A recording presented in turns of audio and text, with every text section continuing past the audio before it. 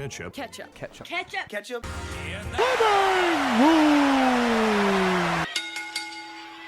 Well.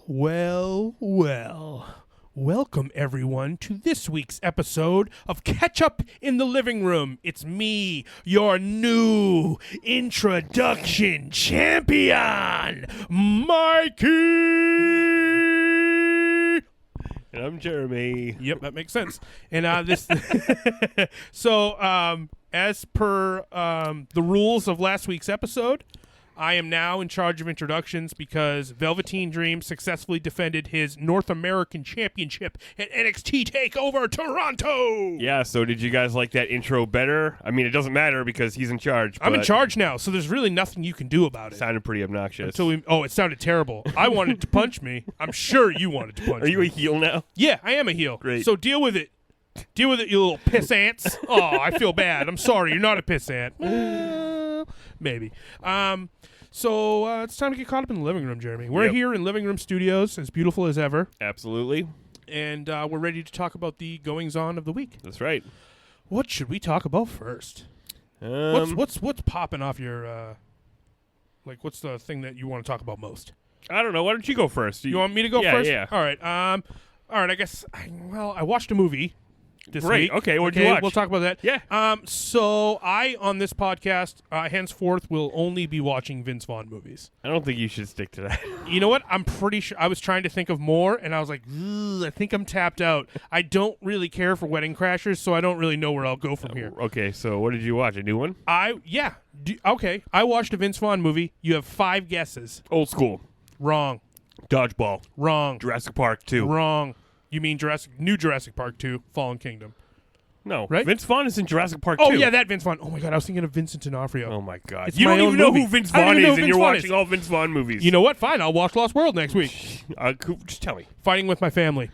Oh, this is the movie about WWE superstar Paige's career. Yeah, and I thought that it would be appropriate. Also, I believe in one of the emails last week, someone mentioned the performance of Vince Vaughn in Fighting with My Family. Okay.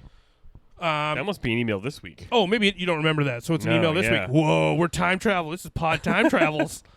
Well, good. Then they'll be happy that I talked about it. Yeah, I watched it. Cool. I actually wanted to see it, but I don't want to pay money for it. Man, you know what? It's weird because I just thought it's fucked up because I thought it was funny that I was going to do 2 Vince Vaughn movies in a row. It is funny. So, I literally spent the money that For I the really joke? don't have for the joke. Well, you know what? It's fucking pretty worth it. And honestly, I really liked the movie.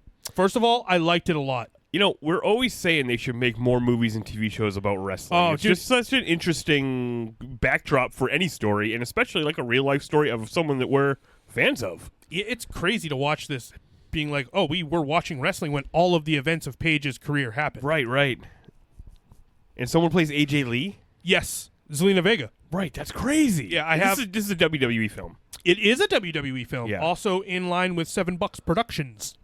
What's that? That's The Rock's company. Yes, right. Because he had $7 in his pocket. Yep, he had $7 in his pocket when he was on his way to wrestle. To join wrestling? When he was on his way back from getting kicked out of Canadian Football League with his dad. When he had a his meeting dad with came JR. and picked him up. Right. You know what? Okay, well, I'm going to name my production company Overdrawn $300 Productions.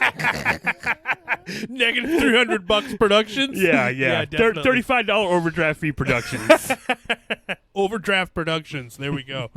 Yeah, I was like, all right, when I sat down to watch this, I actually did write it down when I was watching it, that it was hard to watch this movie like a movie and not like a wrestling fan. Oh, well. Because the whole time I'm watching it and I'm like... You're rooting for Paige? No. I'm looking for wrestlers in the background. I'm trying to see actual wrestlers that are in this movie, or, you know what's really funny? There's a point in this movie where there is a guy that is, I wrote in my notes, I have something called wrestler spotting, and I wrote actor Pete Dunne. There's a dude who's definitely supposed to be Pete Dunne, but he's an actor because he has the long hair going down one side and the fluffy vest. I actually remember him from the commercial. Right, because one of the dudes says that he's a girl. Yeah, definitely. And there was, I really liked how there was it wasn't all the wrestling stuff. It was a lot of the family stuff. Yeah. You know what I mean? Beautifully cast movie. The cast of this movie is out of control. Oh, really? With the Nick Frost plays Paige's dad. Nick Frost is the dude from Shaun of the Dead. Correct. Yeah. Yes, absolutely. Lena Headey, who is from Game of Thrones. Jeremy, I don't mean to get you. I don't mean to. What's that? Never heard of that. Yeah. Okay. Fine. Well, yeah. She plays Cersei on Game of Thrones, and it's Siri. You're saying it wrong. She plays Soraya Knight, which is funny because Soraya Knight is her wrestling name. But Soraya is Paige's real name. So Soraya Beavis. Yeah. That's Paige's last name. It's Beavis. Yeah. I think it's Bevis. No, it's fucking Beavis, like the Butthead guy. Right. Oh, right. Sasha Banks' real last name is Butthead. It's actually Sasha Butthead. That's what it is. Yeah, it's true. Okay, so here's something. I don't know if I knew this that I learned from this movie. Okay. That Paige is named after the character from Charmed. That's crazy. I didn't know that. Because there's one point where you see Paige's bedroom, and you see all her posters. Yeah. And I'm like, this is my bedroom. There's a big poster of Stone Cold. Yeah. There's a big poster of The Rock. There's like 3 Metallica posters. Wow. I'm like, dude, this is fucking awesome. Yeah, Paige is badass. There's one aspect to this movie that that was a little almost cringy at times. That's kind of what I was afraid of when I saw the trailer for this movie. And you will never guess the parts where it was part with The Rock. Okay, you did guess it right away. The first time it seems shoehorned. Well, the first time where they if you've seen the trailer for this movie, there's a one they're going to their tryouts at SmackDown, which has come to the UK in England, right? And her brother, who want to become wrestlers together. First of all, great premise for a movie. Whether it's true or not. Oh, dude, and there's the whole movie, it's a little while before you get to any of the WWE stuff, and you just get to see the Knights running their local promotion. Oh, wow. And, there's, this whole thing where her brother, drives around town in this van, and he picks up all these kids, and they all go to the wrestling school. Oh. And, it's a cool van. It's a cool van. And it's crazy, because there's a kid who's a blind wrestler. For real? Is this for real? And at the end of the movie, they do the text Yeah. where they're like, this dude became a wrestler and he is blind. Legally blind or no, 100% blind.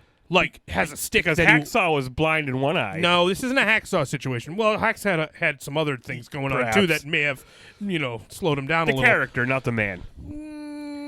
I don't know. Actually, if you've ever seen he's fucking hilarious. Oh, actually, you know what? He's on Legends House. I just remembered he's how super awesome. quippy. Yes, absolutely, definitely. Let me see. What was it? But yeah, it's cool. The wrestling is awesome. Blind wrestler? That's crazy. They're at one point. Flip his shit. At one point, he's up on the top turnbuckle for a moonsault. Yeah.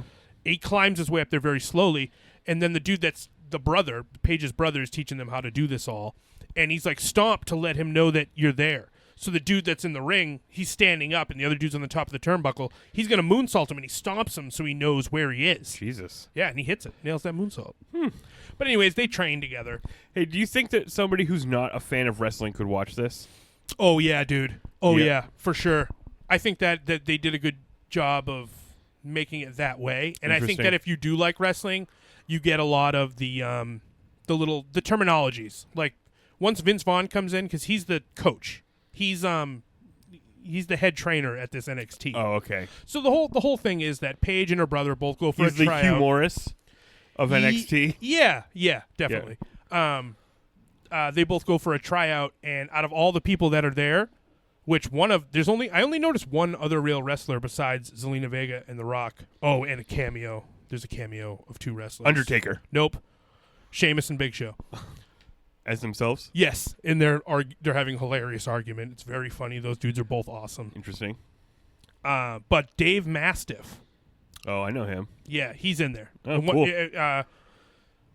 Paige beats him up or whatever. Paige's name was Brittany. All right. And then so she goes to the tryout. She's the only one who makes it. Her brother doesn't make it. It's a big thing. That's a huge part of the movie. Is this? It separates Paige and her brother. You know what I mean? Now her brother's sort of he's resentful. Oh, yeah. Yeah. Wow, that's interesting. There's a lot of emotional stuff. I mean, because she made it and he didn't. Yeah. And they both wanted to be wrestlers. Yeah, and actually, when is he still a wrestler? I think he's just a coach. He eventually finds his way. Yeah. He realized like Paige convinces him that being a coach is just as good as any. You know what I mean? There's actually a quote from the movie that I wrote down. Just because, let's see, where is it? I just scrolled down on my notes. Fucked up big time. Just because millions of people aren't cheering when you do it, it doesn't mean it's not important. Oh. Which I thought was a super awesome quote. So just because you're creating something or doing something or putting something out there into the world, just because millions of people aren't seeing what you're doing doesn't mean that what you're doing isn't important. That's true. And also, I mean, being he's a wrestling coach, what, for NXT or something? Her brother? Yeah. No, just for the small local promotion that the Knights run in. But he England. makes a living? Yeah. You know, better than working at a store or something. Yeah. Well, and there's another thing where he like got this like, because he's young, but he got this like young chick pregnant. And he's about to have a baby, so he's like, "All right, Paige, me and you are gonna make it in the WWE," and then she gets hired and he doesn't. Yeah, that sucks. Yeah, and for a while she's like, right away she goes up to Vince Vaughn and she's like, "If you don't hire my brother, then I'm not doing it." And I'm like, dude, the whole movie, I'm like, did this really happen? That's crazy. Yeah, I know. She was like, "I'm you not think doing it would really happen if it's a WWE/Paige's movie. Right, but some of it definitely didn't happen because The Rock never saw anything that Paige does, but The Rock's like a ghost through this whole movie. Anytime they show Paige do something awesome, it's like he's in the bowels, like watching and being like, yeah! But that's just because he produced the movie. So he had to be in it. It's the only way he could get financing. Oh, right. By putting The Rock in your movie, it makes it fucking makes more it make popular. money. Yeah. And it was cool. And he's The Rock, so it's like, I'm making this movie. I guess I'll be in it. And I mean, the first scene, and you've only seen a portion of it in the trailer, where they meet The Rock, and they're like, "Oh, The Rock, do you have any advice for us?" And he does it doesn't matter what your name is. Yeah, you only see a little. Trailer. Yeah, you only see a little bit of it. It's a much longer scene, and it's really, really good. Like, really? You know what's funny? I'm sitting there going, this Rock guy's pretty good. They should put this guy in stuff. Yeah, totally. But then it's like later in her career, she starts like doing better, and The Rock's like in the fucking alleyway with Vince Vaughn, and it turns out you find out this whole thing about how Vince Vaughn used to be an indie wrestler, and he put The Rock over way back in the day. And I'm like, this is all a bit. This is all made up. Yeah, this is not. None of this is real. That's funny. Yeah, but it was. I cried. Of course you did. I know. I'm a little. I'm just. I just can't. He's a little bitch, you guys. I can't stop. Well, I don't think you're a little bitch just because you have emotions and you like to cry and enjoy a nice story that's been woven. No, before I'm just kidding. It's like we're kind of different in that way. You don't cry, and because you don't cry, I do all the crying. I guess so. Those are both two sides. It's just like between the emotion and like what I'm experiencing physically, there's like a wall where all the incoming emotions just kind of hit it, and then like I don't really react, like crying, you know. It's like, and when I laugh at something, it's mostly like intellectual, you know. Like, get the joke and then you just laugh. Recently, you pulled up a video on your phone and showed it to me of a bunch of fish that get loaded into these strange tubes so that they can migrate them across great distances. Dam. It's like if there's all these dudes that are loading emotions into these tubes. Did you see how fast the fish came out of those tubes at the end? They were shooting out. It's the opposite of having a wall. It just hits me, and I can't even... Right in your heart, and you can't even defend against it. I have no defense against it. It just hits me like a ton of bricks. My fish are getting fired into a brick wall and just splat. They just splatoon of fish. Feelings. Yeah, totally. You're not getting through this brick wall. Yeah. But yeah, I liked it. It was a good movie. Cool. This is one thing I want to say. The ref in the last match of the movie where Paige defeats... Oh, yeah. Spoilers again. You guys know how we do here in the living room. The ref in the last match of the movie where Paige defeats AJ Lee on Raw for the Divas title. Mm-hmm. Well, first of all, the Paige Turner was her brother's finishing move. Oh, His name was Zach Zodiac. That's a cool name. Yeah, and her name was Brittany, but they made her change it to Paige. Beefcake mayonnaise. Now, I need to do more explaining to you guys. Every referee in the WWE, Jeremy and I like to give him a separate moniker. Yeah, we have, because they don't tell us their names. No, they don't, which is a shame, because a referee used to be a character, part of the story. So we make them a character just by making up names. Yeah, so there's this one real swole-ass jacked referee in WWE, and we call him Beefcake Mayonnaise. Yeah. So I just thought that it was funny to see that guy. That's right. Out of all the people. Like, why? What? Why that guy? He's like the number 2 referee. Yeah. I also, there was all these other chicks that, like, she was training with at the time. Yeah. That, like, at first they were like, ooh, we don't like you. And she's like, I don't like you. But I couldn't quite figure out who was supposed to be who. One of them is definitely Charlotte. Oh, really? Do they say she's Charlotte? No, and they don't call her, Amy or no? What's her real name? Amanda or something like that. I don't know. Ashley. Her real name is Ashley. Yeah, Ashley. And her name is not Ashley. Right. One of the chicks' names. But did they say she's Ric Flair's daughter? No. And one of the chicks' names is Jerry Lynn. And I'm like, do you guys know that that's actually already a wrestler? I saw her online. Lance Storm saying that's a rib on Jerry Lynn. It is. Oh, that's Yeah. funny. Yeah. Well, if it is, then it's good. I don't know. It's funny.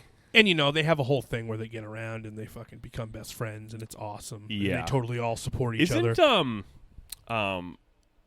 Charlotte's story in some ways like a darker version of Paige's story, where her brother wanted to be a wrestler, but then he died. Yeah. And then she's like, okay, I guess I'll be a wrestler to live. I'll be a wrestler for both of us, for the family. Yeah, that's crazy. Yeah. Damn. Yeah, they should make one of her story too. Yeah, they should. I would probably cry at that one as well. Definitely. Yeah. It was good. It was good. I didn't think it was a waste of money. And Vince Vaughn was good in it? Oh, Vince Vaughn was great. And the girl who played Paige was good? Yeah. I mean, I'm so familiar. Pretty high pitched. I'm so familiar with Paige that you would have to nail it beyond belief. You were like, Because just put Paige in here. That's what you thought? Yeah, I did actually think that. Yeah. Paige is such an interesting and unique person, which is really a big part of her character. Yeah. And like the whole thing is, don't try to be someone else, just be yourself, be something But it's different. a lady playing a real lady saying, right, be yourself. Yeah. Florence Pugh. Wow, gross. Yeah, it's a gross name. Don't love it. You should go to MLW. Yeah, she probably smells weird. I don't know if it's bad, but she smells weird. Guys, if you don't know what we're talking about, it's because you didn't listen to the end of the podcast last week.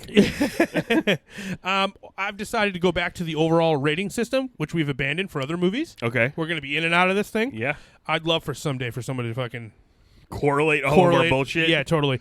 I gotta give it a strong.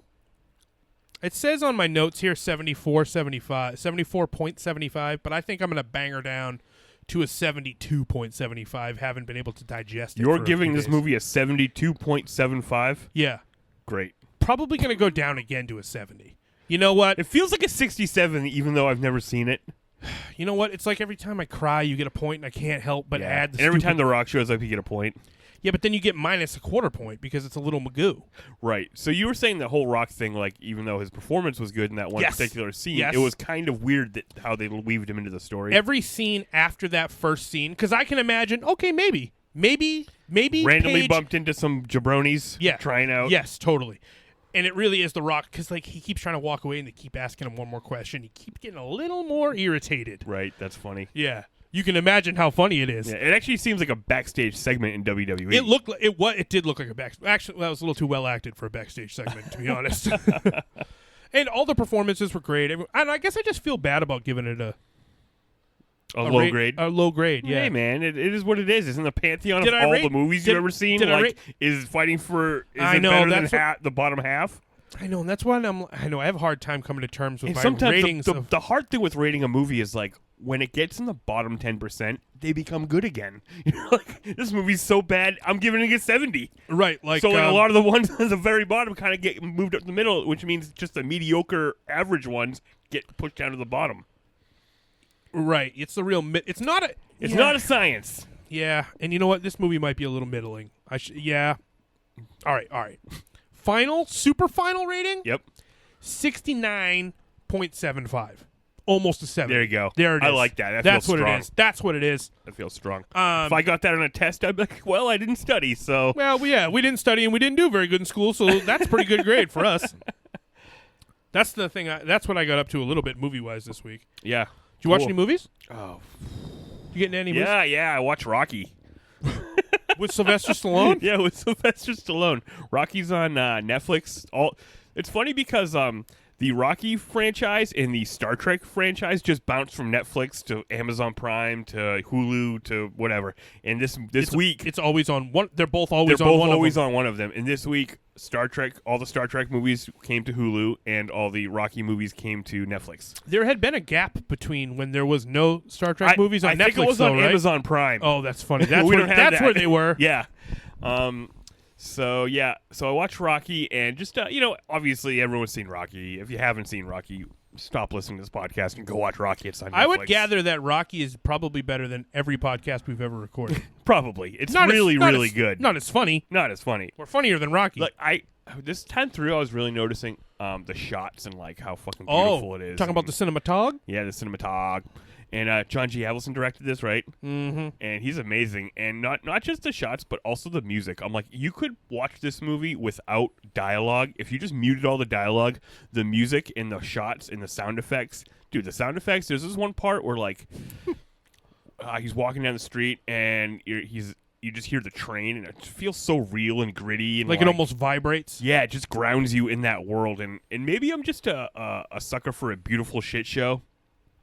Or a beautiful shithole, because like where he lives is such a shithole, and like everything is run down and crappy looking, but it's beautiful. Kind of like the city that we live in is similar to that. Yes, it is. So, man, it's just such a beautiful movie. And wow. I'm like, so what does Rocky get? If we're talking ratings, I mean, Rocky might be my favorite movie. I mean, it's definitely top 5. Rocky's in your top 5? Yes. I mean, and the love story's so awesome. Right. And fair like, enough.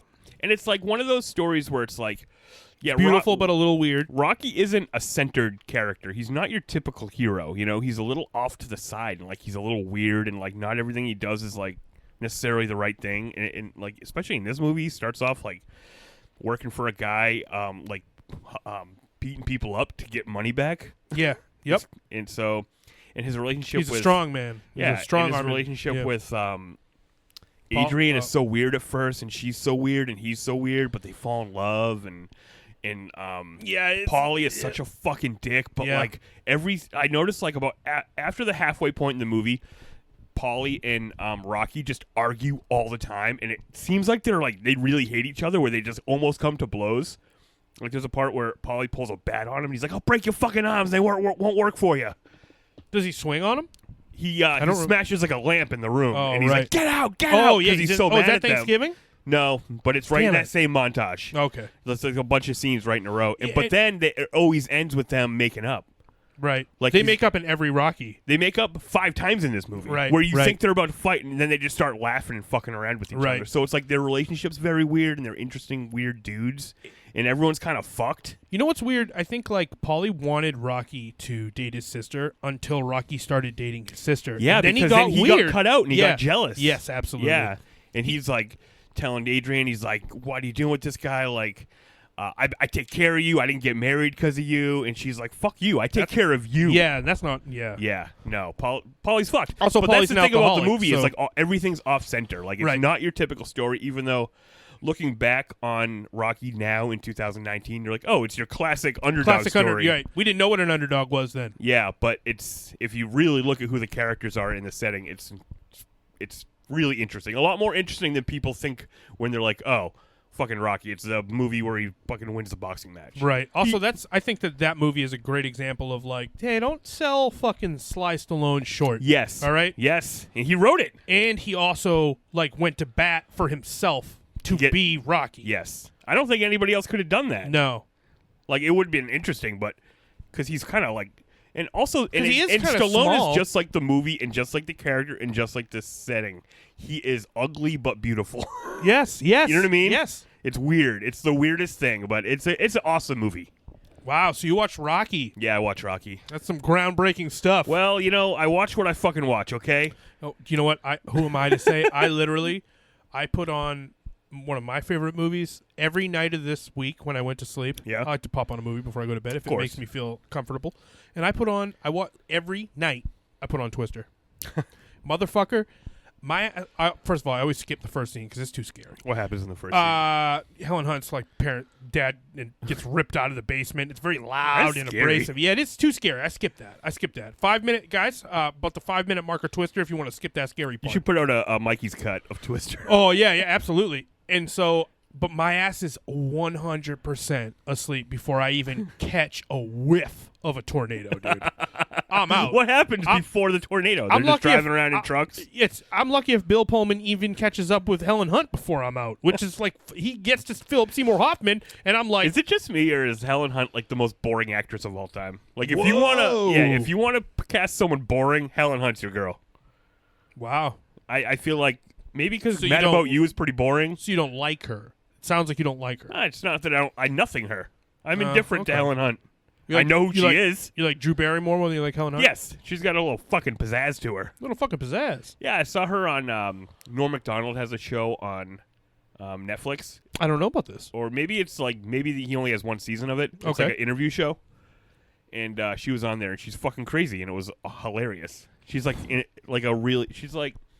because think about it, she attained all of her dreams by the time she was like 20. Right. So then what happens? Right. Well, you fucking watch this interview, you'll find out. You just become like a really weird, interesting person. Yeah, you were an E.T. Where do you go from here? It's like fucking Jim Carrey. How Jim Carrey's just so fucking weird now. Yeah, Jim Carrey is weird. Yeah. It's like once you don't need money and you don't have something driving you, you start looking at the world around you and be like, what the fuck? Yeah. Have you watched that Jim Carrey show?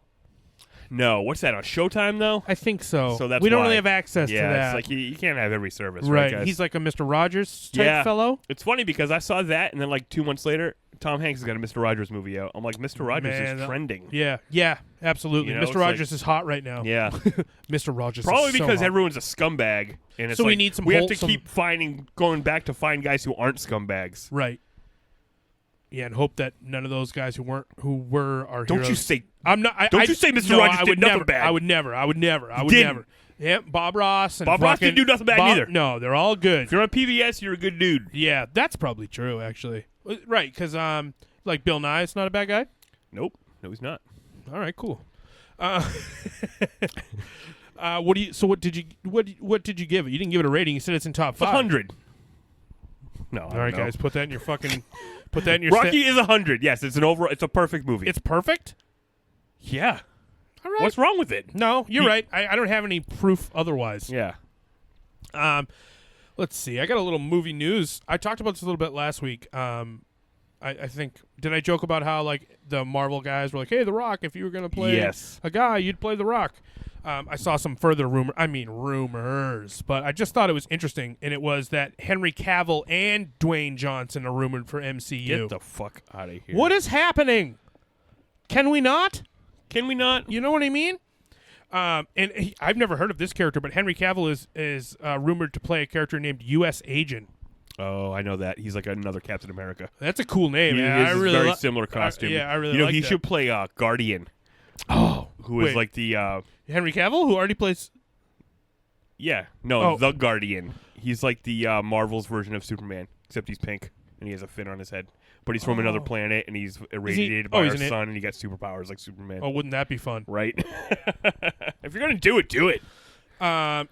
This article says the rumors offer that Henry Cavill is being eyed to play U.S. Agent, with Dwayne Johnson wanting to play Namor. I mean, that's good cast. It is he good. Should be Namor. Because like if they're not gonna let you play Black Adam and fight Henry Cavill as Superman. Yeah. You might as well make him Namor and have him fight Michael B. Jordan not Michael B. Jordan. The guy who plays Black Panther. I can't remember his name. Yeah. Not Killmonger. Yep.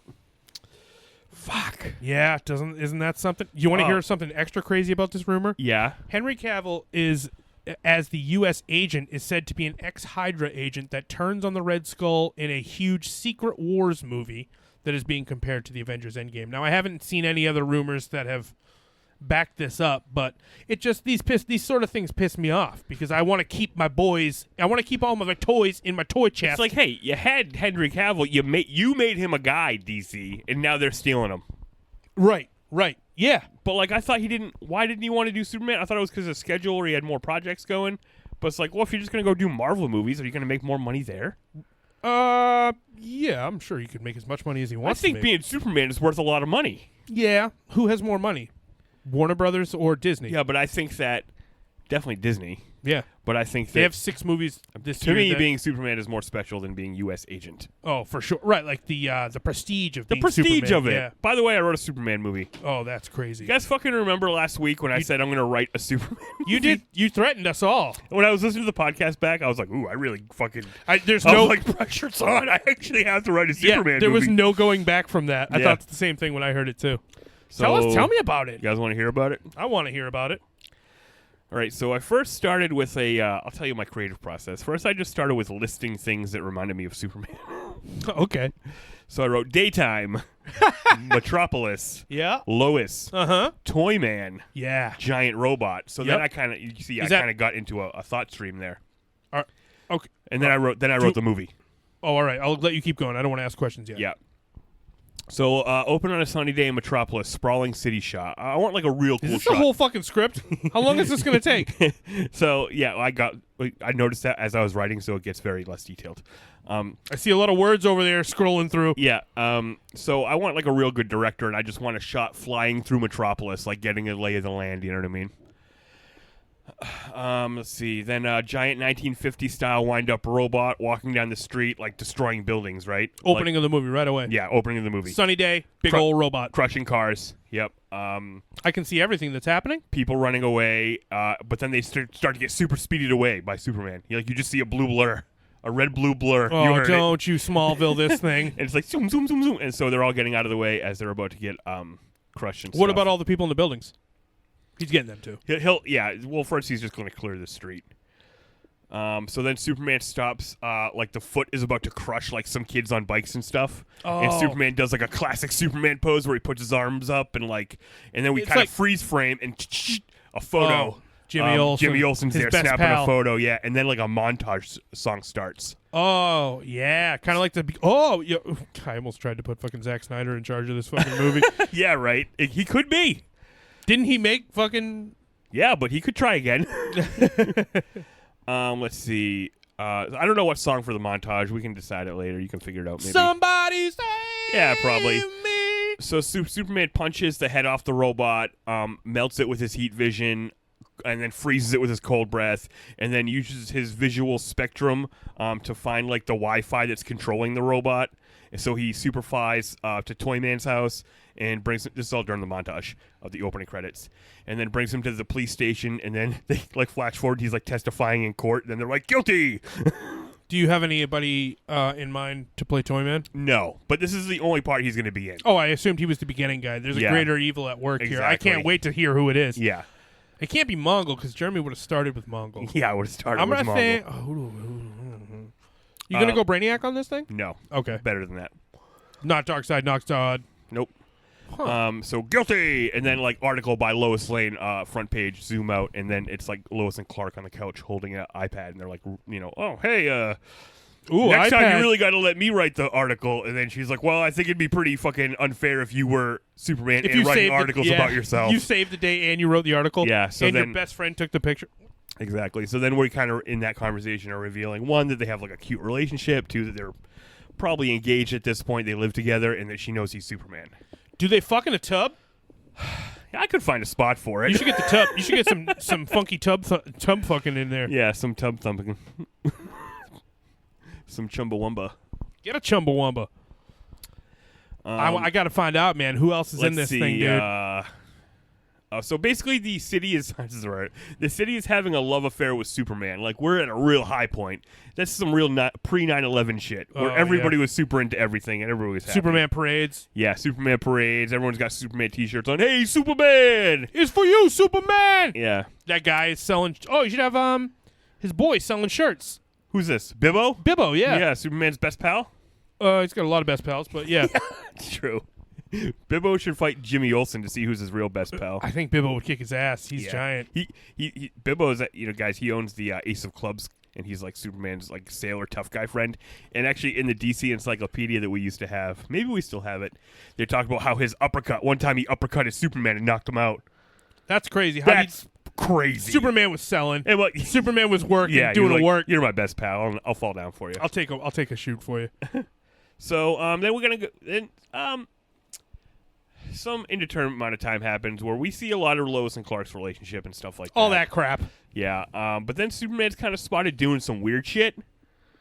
You're like, what the fuck? Why is Superman doing all... Yeah, exactly. Like he's like hanging out with Lex. And I know what's happening. Cyborg Superman? No. Damn it. Superman's like hanging out with Bizarro. Lex. And, yes. Fuck. Yep. Took me too long. And he bumps into Lois, and she like kind of like says some stuff to him that he doesn't quite get, but he just acts like Superman would act with anybody. So you're like, Lois what the is fuck talking. is going on? Oh, okay. Yeah. And so then eventually we find out it's Bizarro. Lex clones Superman, but over the course of the movie, he starts to degrade, and at first he's normal, but then he starts to like be dumb and evil. I have an idea. And Lex can't control him. Yeah. What if Bizarro fell in love with Lois? Yes, that's exactly what should happen. Yeah, that would be, and then him and Superman can kind of Yeah. I have to assume that Superman's going to take care of him by the end, right? He's not going to just punch him into nothing. Well, he is going to beat the shit out of him. Oh, yeah, well, because he's super tough. They're going to have a big fight. Oh, yeah, yeah. Yeah. But then they're going to he's going to be like...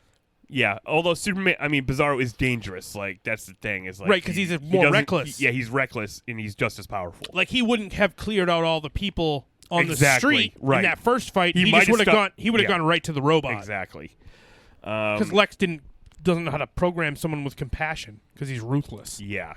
So after the big fight, Superman tries to reason with Bizarro. Doesn't work. I think the subplot of him trying to get Lois is a good one. Yeah, yeah, like and also it'll help. Yes, yes, yeah. Exactly. Yes. Yep. But so as Superman's trying to like talk to Bizarro, Lex just blasts him with like a blue kryptonite ray.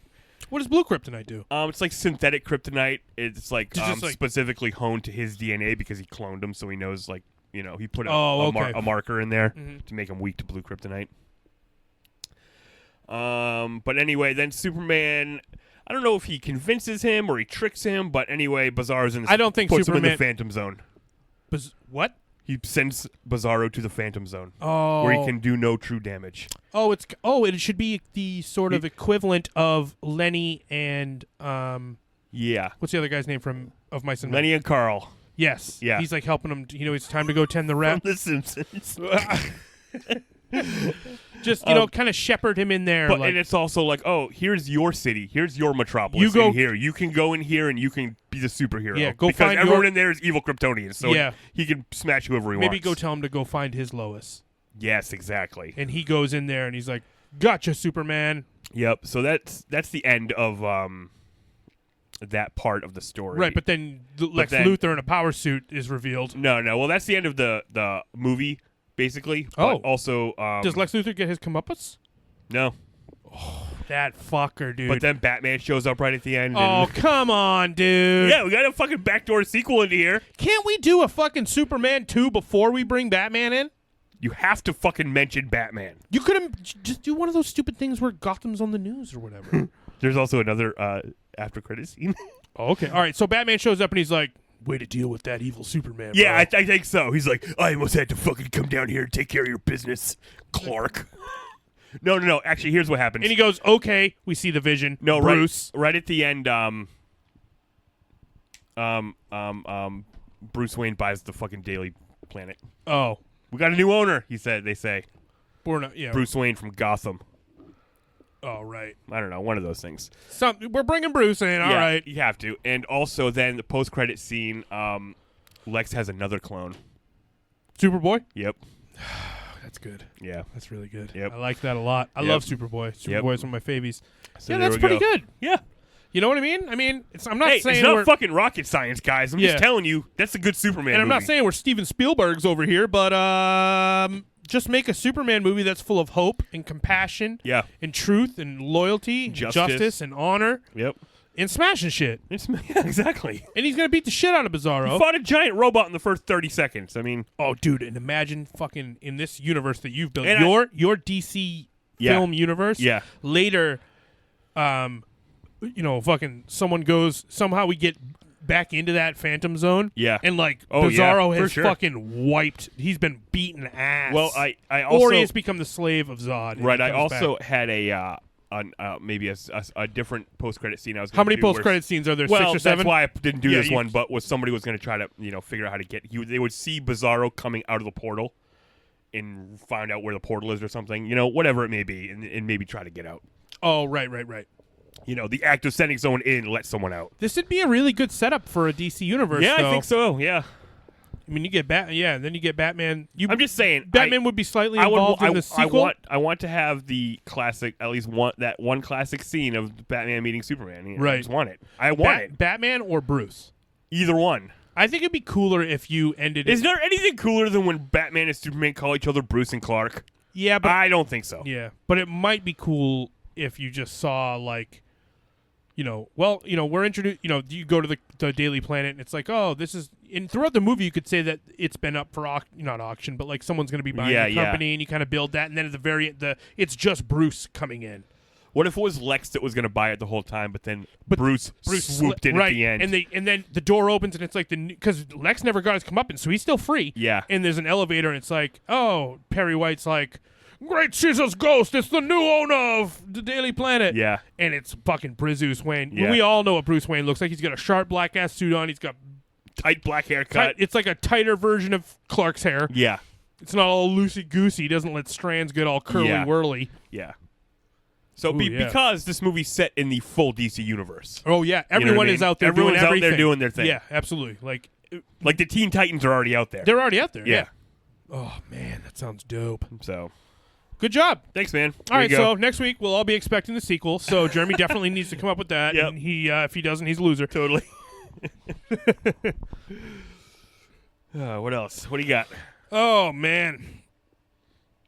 Let's see. I got some wrestling stuff. Are we getting to wrestling? Oh, did you read any comics or anything, man? Oh, you know what? Oh, you don't know? Oh, I fucking watched a movie. I forgot. Oh, what'd you watch? Besides Rocky, you watched 2 movies? Yeah, How I can a did. man watch 2 movies in 1 week? How can a man watch 2 movies?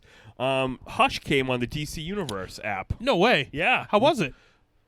Pretty good. Oh, Pretty okay. It was good. Yeah. The comic's better. Yeah. Some things were different. The animated movie was set in the animated universe that they have currently existing, which was weird. DC War, DC. Yes, there's like Justice League War. 5, at least. I think 5 animated Justice League movies, and this one was Hush, and it was part of that. And also the Batman movies, the animated Batman movies, they make a part of the same universe. It's hard to keep track. I believe there are 3 of the Justice Leagues. Then there's like 3 or 4 Batman ones. Yeah. Yeah. So there's a new Wonder Woman one that's coming out now, Wonder Woman Bloodlines, that is also in that universe as well. It's a cool idea. They're actually effectively doing this universe that we wish existed. Yeah, they're just doing animated. Yes. Which I can never understand. Sometimes I want to ask people, I'm like, so you'll go see the Avengers, right? And you think that's fucking awesome, but you won't watch an animated version of it? Cartoons are for babies. I guess that's what they think. There's a stigma. There's a stigma on cartoons. And I mean, this one was not stellar. Okay. You know, and I heard going in that they had changed some things and that, like... Hush is beloved by both of us. Yeah. And by most people, I think. Anybody who reads comics likes Hush. That's true. It's a fucking epic Batman story with some awesome mystery. Yep. And I heard that they were changing the mystery in this. Oh, like switching up the reveal. Yeah. But they didn't. They just changed the movie. They just changed the parts way it that get you there. The sequence of events, or just some of the specifics of the goings on between characters. Like... Okay, so spoilers. At the end of Hush, you find out that it's the Riddler pulling the strings the whole time. Right. And then at the end of the movie, you find out it's the Riddler who is pulling the strings the whole time, but now he's like, Hush. He's like, I'm Hush now. Oh, he's Tommy. Is Tommy Elliott in it? Yeah, barely. A little bit. I don't know. Rather than going through the whole movie, I'll just give you my fucking rating. Yes, give us. I think if you're a fucking Batman fan, watch this movie. It's on DC. Right. It's like a fucking... Also, let's go... Well, I don't mean to enhance the stigma, but animated rating? Or do you think we should just keep it to an overall movie rating? I'll give you an overall movie rating. I felt it felt a little short. Okay. So I'll give it like a... Sounds like he's in the 60s. 65. Is that an F? No. Is that a D minus? Yeah, I'll give it a... Oh, that's a D. Oh, okay, plus, yeah, I'll give it a D+. Yeah, because I'll give it a D+. Anything below 60, I didn't think it was is a fail. bad. I watched the whole thing, but after it was done, I'm like, that was a little bit hollow. Oh, yeah. You know, where after I read the comic Hush, I'm like, that was so rich. Oh, you need to go back, actually. Yeah, and a couple times in this, they just cut from thing to thing, and I'm like, oh, okay. Because the mystery is compelling in the comics. Yes. You really don't know what the fuck is going on. Exactly. And in here, it was like a little too... Ham-fisted? Yes, ham-fisted. Yes. Absolutely. But the one thing I did like about this movie is there was a really good relationship between Catwoman and Batman. I thought they did a really good job with that. That's an important relationship. The performances were good.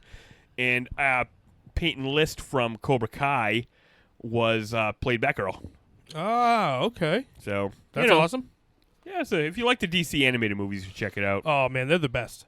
Well, not the best, but they're awesome. Don't start with this one. No. Where would you start? Well, you should start with Justice League. Justice League War. War, yeah.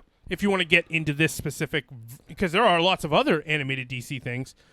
Right, because they're even still releasing other. It's just like the movies, where they're releasing other movies that aren't in this universe. Continuities. Yeah, they're in their own continuity. Or they just released one like last month that was in the old DC animated universe continuity, the one from television that started with Batman the animated series. Bruce Timm.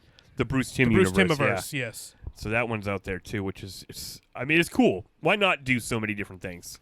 And I guess that's... Especially, I think the stakes are so much lower with animation. You don't have to pay... It's not... I mean, it costs a lot to make an animated movie, but not as much as it costs to make a fucking real movie. Not even close. You don't need to get A-list movie stars either. Right, exactly. You can get fucking RoboCop to be your Batman. And also your marketing budget's going to be significantly less, so you can sort of pull a profit when you release it. You don't need to match that cost as well. Yeah, that's true. And there are people that will just buy it every time it comes out. Yeah. You know, they have we were those guys audience. For a long time. Yeah. Well, now I have now, the app, well, so you I are. wait 2 You weeks. did. You did pay for it. I am that guy, yeah. I had talked about Wu Assassins last week, Yeah. right? I finished Wu Assassins. Oh, shit. What did you think? I mean, I guess first season, it escalated to a point where I was like so fucking into it. And I was like, this is awesome. This is awesome. This is awesome. It's over. That was pretty cool. I didn't totally love it. It's like a little bit of like a the longer after you watch it, the less you liked it. I guess it was just the last thing. I'm like, you know what it is? Sometimes, it's just the way shows are now, where they had to put in another thing to keep it going for the next season. It was like they wrapped everything up. It was awesome. It was epic as fuck. But then you're like, what the? I went, what the fuck does that mean? Right. So I mean, I would definitely still suggest. So you're talking about like a tag, like at the end to set up a new season. Yeah. Okay. What you got to do. Yeah. Because they really closed it up. I mean, they literally. That's good and bad, but yeah. Yeah. You know what? I'm not going to spoil what happens. I like that because I think that people should watch it. If you, like I said before, you do like the martial arts shows and stuff, and like it really is. I do stand by that. It is Avatar: The Last Airbender with Netflix's Daredevil. Maybe a little something else mixed in. I'm not sure what. I like that. Just whatever. I just think its own custom feel. That's the other thing. Its own unique identity. Right. So I liked it, and I am looking forward to the next season. So, but I just want to let you guys know I definitely want you to check out Wu Assassins. That's good shit. And email us about it. Yeah, I would. Oh man, I'd love it if someone has anything to say about Wu Assassins, and I would love to hear it, and I will come back at you tenfold. Catch up in the podcast at gmail.com. Yeah. Oh, this guy. I'm the email guy. Email this week, guys. All right. Yeah. And funny, I finished Glow this week. Oh. Yeah. Hey guys, remember last week when I said Glow's going to do 2 things? It's going to make you feel weird. No, it's going to do 3 things. It's going to make you feel weird. It's going to make you be like, wow, this is really womanly. And it's going to, you're going to see scantily clad women. Right. Well, and men. Yeah. But more women, The funny I'm sure. thing is, like, I had not finised episode 3. I was like halfway through Was that the episode dicks, 3. the one with dicks? Yeah. And then I watched the end of it, and I'm like, wow, there was like 4 or 5 naked people in the last half of this episode. You had already talked about a lot of naked people. Yeah, I don't know. No, there were no naked people at first. It was just like, ooh, suggestive. Oh, okay. But then straight up fucking, I saw her dick. Yep. Fucking boobies. Boobs and bush, guys. So it's like we call that a B&B. Slightly pornographic. Yeah. Honestly, to be honest. But it's a good show, and the relationships are really good. There wasn't that much wrestling in this season. No? You don't see them in the ring as much? The last episode you do, and they have a big finale or whatever? Yeah, it's like they do a Christmas Carol, but with wrestling. It's really weird. Oh, there's 3 wrestling ghosts? Yeah. Oh, was there a cliffhanger or a tease or anything? You know what's actually funny? Okay, I said I finished it, but actually the internet shut off, fucked up with 6 minutes left, and I was like, I'm sure nothing happened. Oh, see, and you didn't go back to check those 6 minutes? No. Wow. Yeah, so I will, but I don't know what happened in the last 6 minutes, but I'm definitely going to watch that. I mean, I like that show. It's a good show. Yeah, it's a good season. I'm just haven't. And Machu Picchu, as one of the characters in the last episode, she plays the Death Ghost, the Ghost of Christmas Future, and she does straight up Undertaker gimmick. Oh, that's awesome! Like she does the sit up, she does a choke. She looks like she's gonna go for a tombstone. Does she have like Although the white? The show takes place before the Undertaker ever existed, which makes it so like Machu Picchu made up this whole gimmick. Right, Undertaker was. He's a big Glow fan. He went to the Vegas show on Christmas, and he was like, Vince, I've got it. Yeah, it's me, Mark and Callis. That new sound you're looking for? Yeah, that's awesome. Future. That's great. Yeah, I'm definitely. I can't wait. I am. I can't. You know, I was about to say I can't wait. You can't. I have waited. Yeah. So, right. But I'll get there. There's a lot of shows on Netflix. There's a lot of shows now, on everything. I'm into martial arts. You know what I'm saying? I do know what you're saying. Yeah, absolutely. Yeah, I read like a super dope comic this week too. Yes, excellent. Tell me about it. Because I just went to the long box rather than reading something digitally this week or buying a new comic. Yeah, I did that. I didn't finish it. I'll talk about it next week. I decided we have about 400 comics. Yeah. So I'll just grab a random issue of something and read it. Oh, yeah, that's awesome. Yeah. So Who won?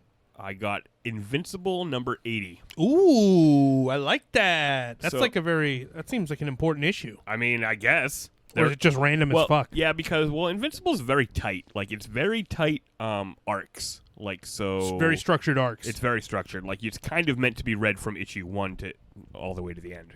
You know, it's not really meant to be jumped in on. Yeah, you came in the middle of some shit, I'm sure. Which I think I've read probably everything up to here anyway. So, but it's super random. And if you guys don't know, Invincible, this is an Image comic. Yes.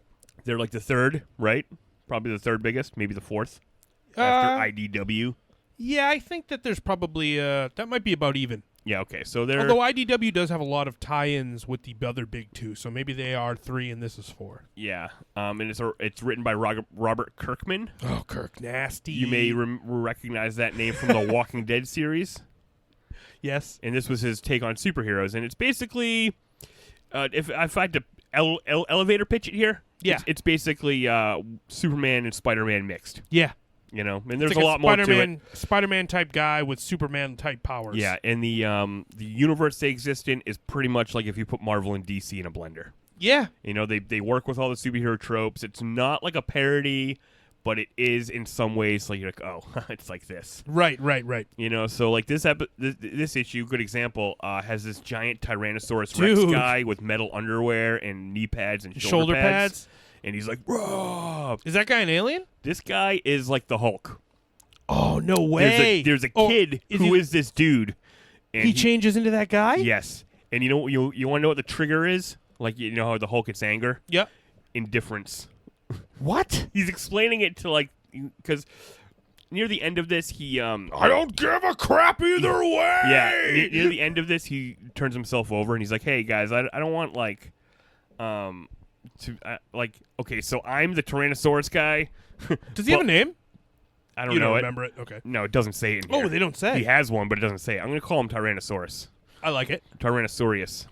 Ooh, I like that so better. he's like, so I'm the guy, so I think you should lock me up, but don't, like, punish me. Like, because I'm not, like, controlling it. And they're like, okay, so where'd you get your powers? He's like, I don't know where I got them, but I think I figured out how it gets triggered. They're like, how? He's like, you know when you don't, like...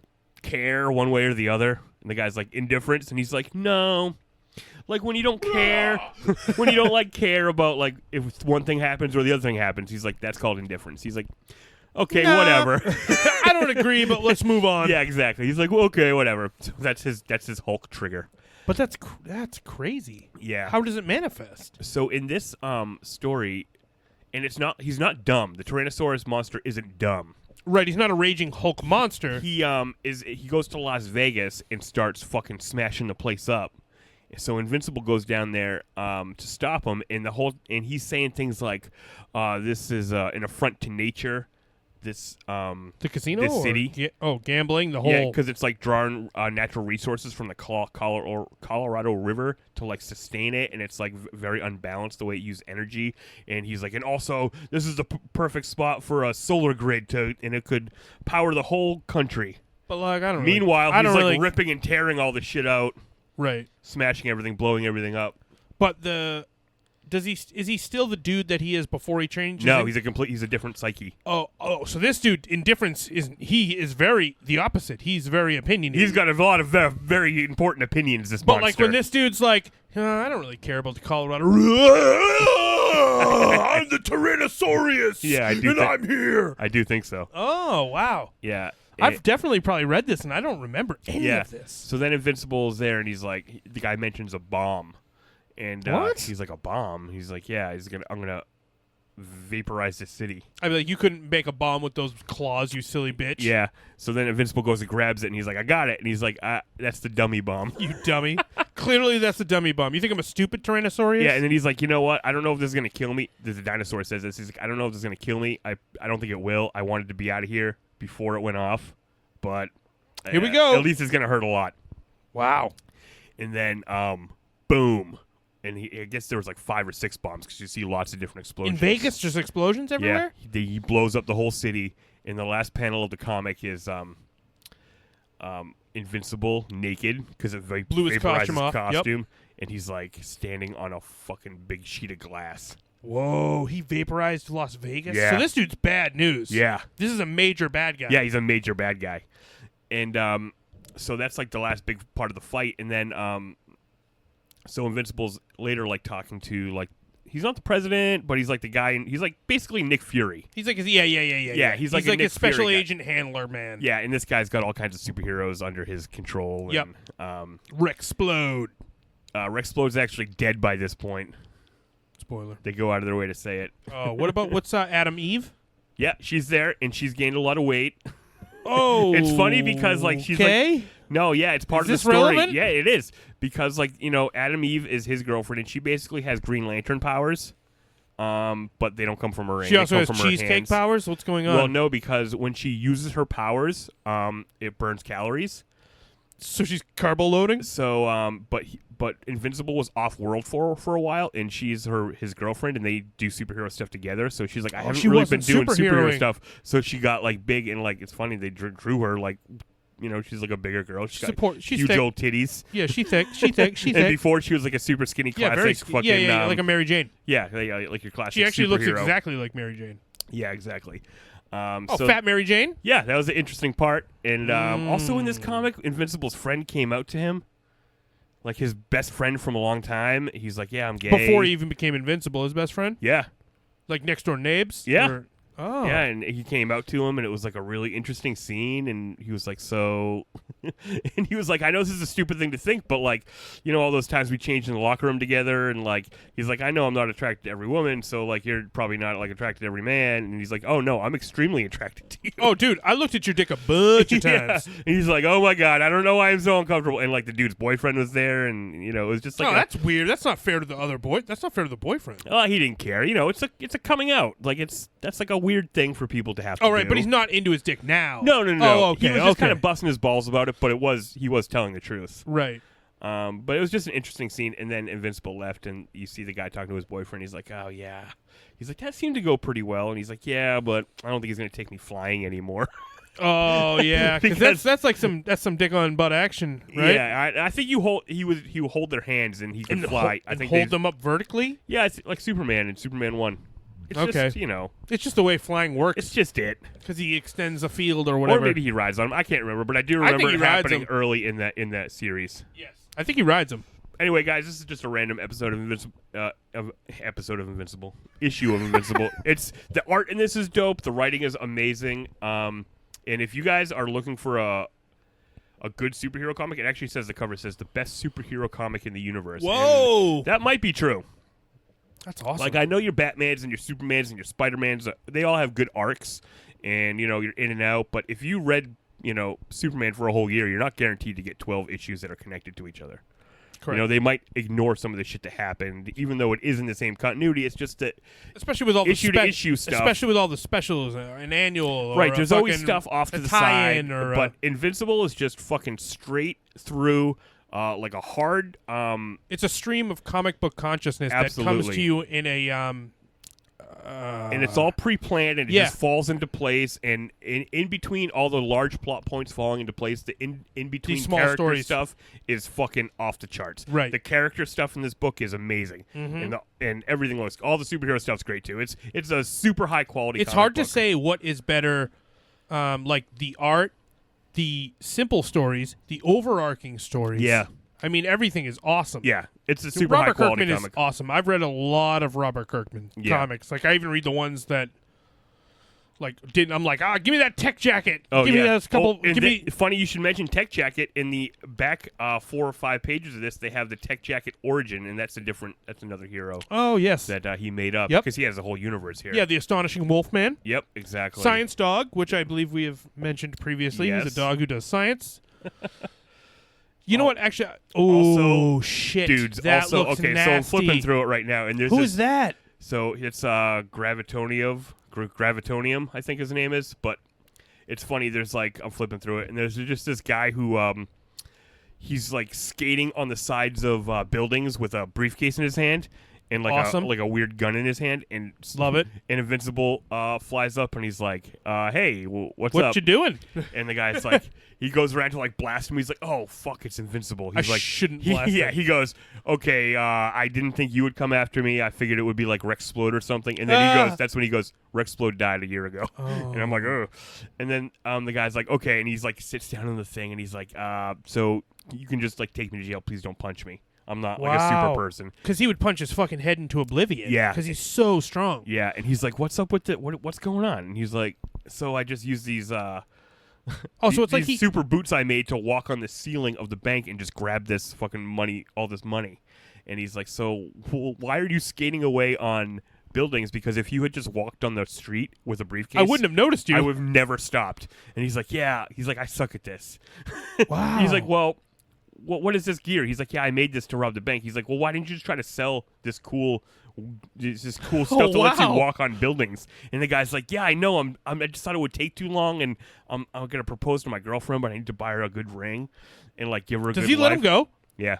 Oh, that's awesome. Yeah, dude, like, that's so Spider-Man, dude. Yeah, he's like, "All right, let me take this briefcase back to the bank. But you can go, and you should probably try to sell this shit." Yeah, dude, just follow your own dream. Yeah. You know what I mean? Yeah. Don't get caught up in this crime shit. Yeah, it was. Or become a superhero. Yeah, right. Exactly. You want to join my team? Right. I like your sweet building skating boots. Yeah, building skating boots, and he also had he's like, this is like a gravity gun. He's like, he's a gravity gun, but it wouldn't work on you. Right. He's like, I knew right away. Yeah. This would be a waste of a shot. Yeah. This dude's gonna punch me, and my eyes are gonna explode out of my skull. Yeah, because that shit does happen. That sort of in this shit comic. happens. Yeah. So that's like another example of just the nice little stuff that happens in this comic. That's awesome. It's a very human moment between two. One alien and exactly. two enhanced humans. And throughout this, and I actually, spoiler guys, I read like the next two issues. You did? I was just into it, yeah. Are they in the room? Are they in the living room studios right now?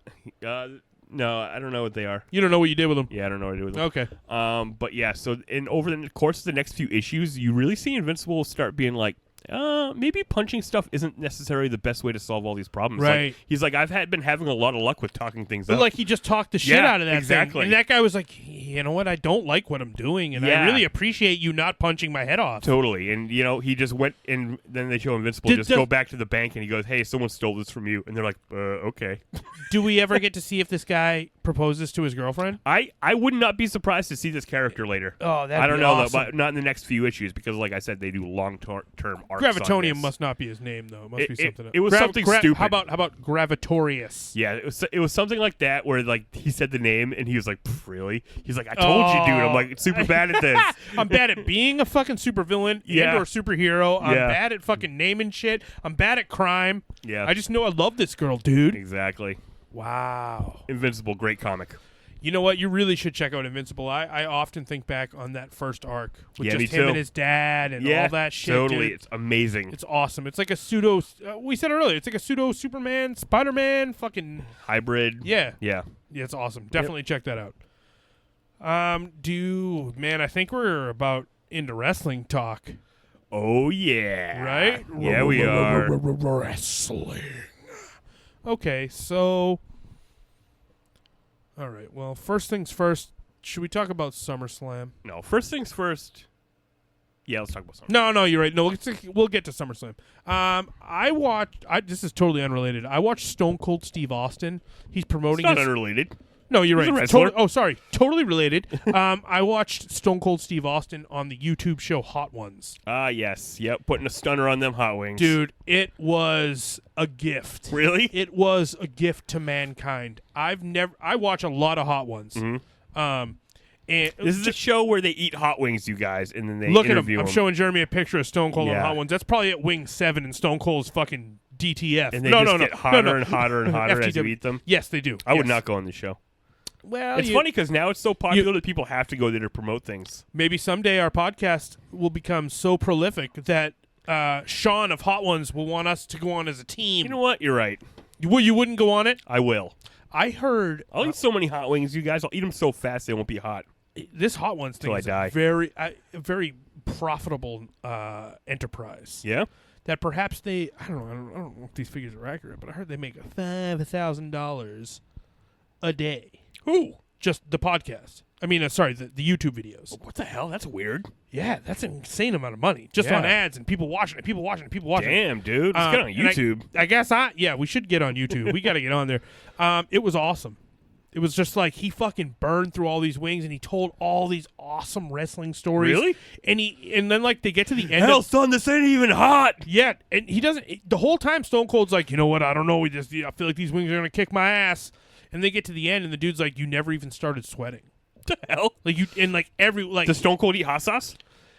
I mean, he does. Because he's Stone Cold. Right. Oh, that's probably what it was. It was his low temperature powers that gave him the upper Chili hand. McFreeze powers. And it was really funny. The whole episode, he kept being like, "Oh, you had goddamn Shaq on here, and goddamn Shaq is sweating up a storm. Goddamn it!" And you're like, "Okay, so Stone Cold watched the one with Shaq." It was like there was one other guy. I don't remember who it was, but he kept referencing those two episodes, and I was like, all right, we get it. You watched those two episodes. Because if you listen to Stone Cold's podcast, you know that he watches YouTube to figure out things just like everyone else. Yes. So, like, when he interviewed Kevin Owens, he's like, I watched the top 20 moves of Kevin Steen. I love that. That's one of my favorite things about Stone Cold, and I think that's one of the more charming attributes that anyone can have is making you feel like they're just a regular fucking person. Totally. Dude. And Stone Cold, And Stone Cold's not a regular person. He's the fucking greatest fucking WWE superstar of all time. I think that's Stone Cold fair Steve assessment. Austin. Oh hell yeah! It's a very fair assessment. But he's out there just promoting his little USA show about fucking around with fucking Rob Riggle driving ATVs in the desert. Yep.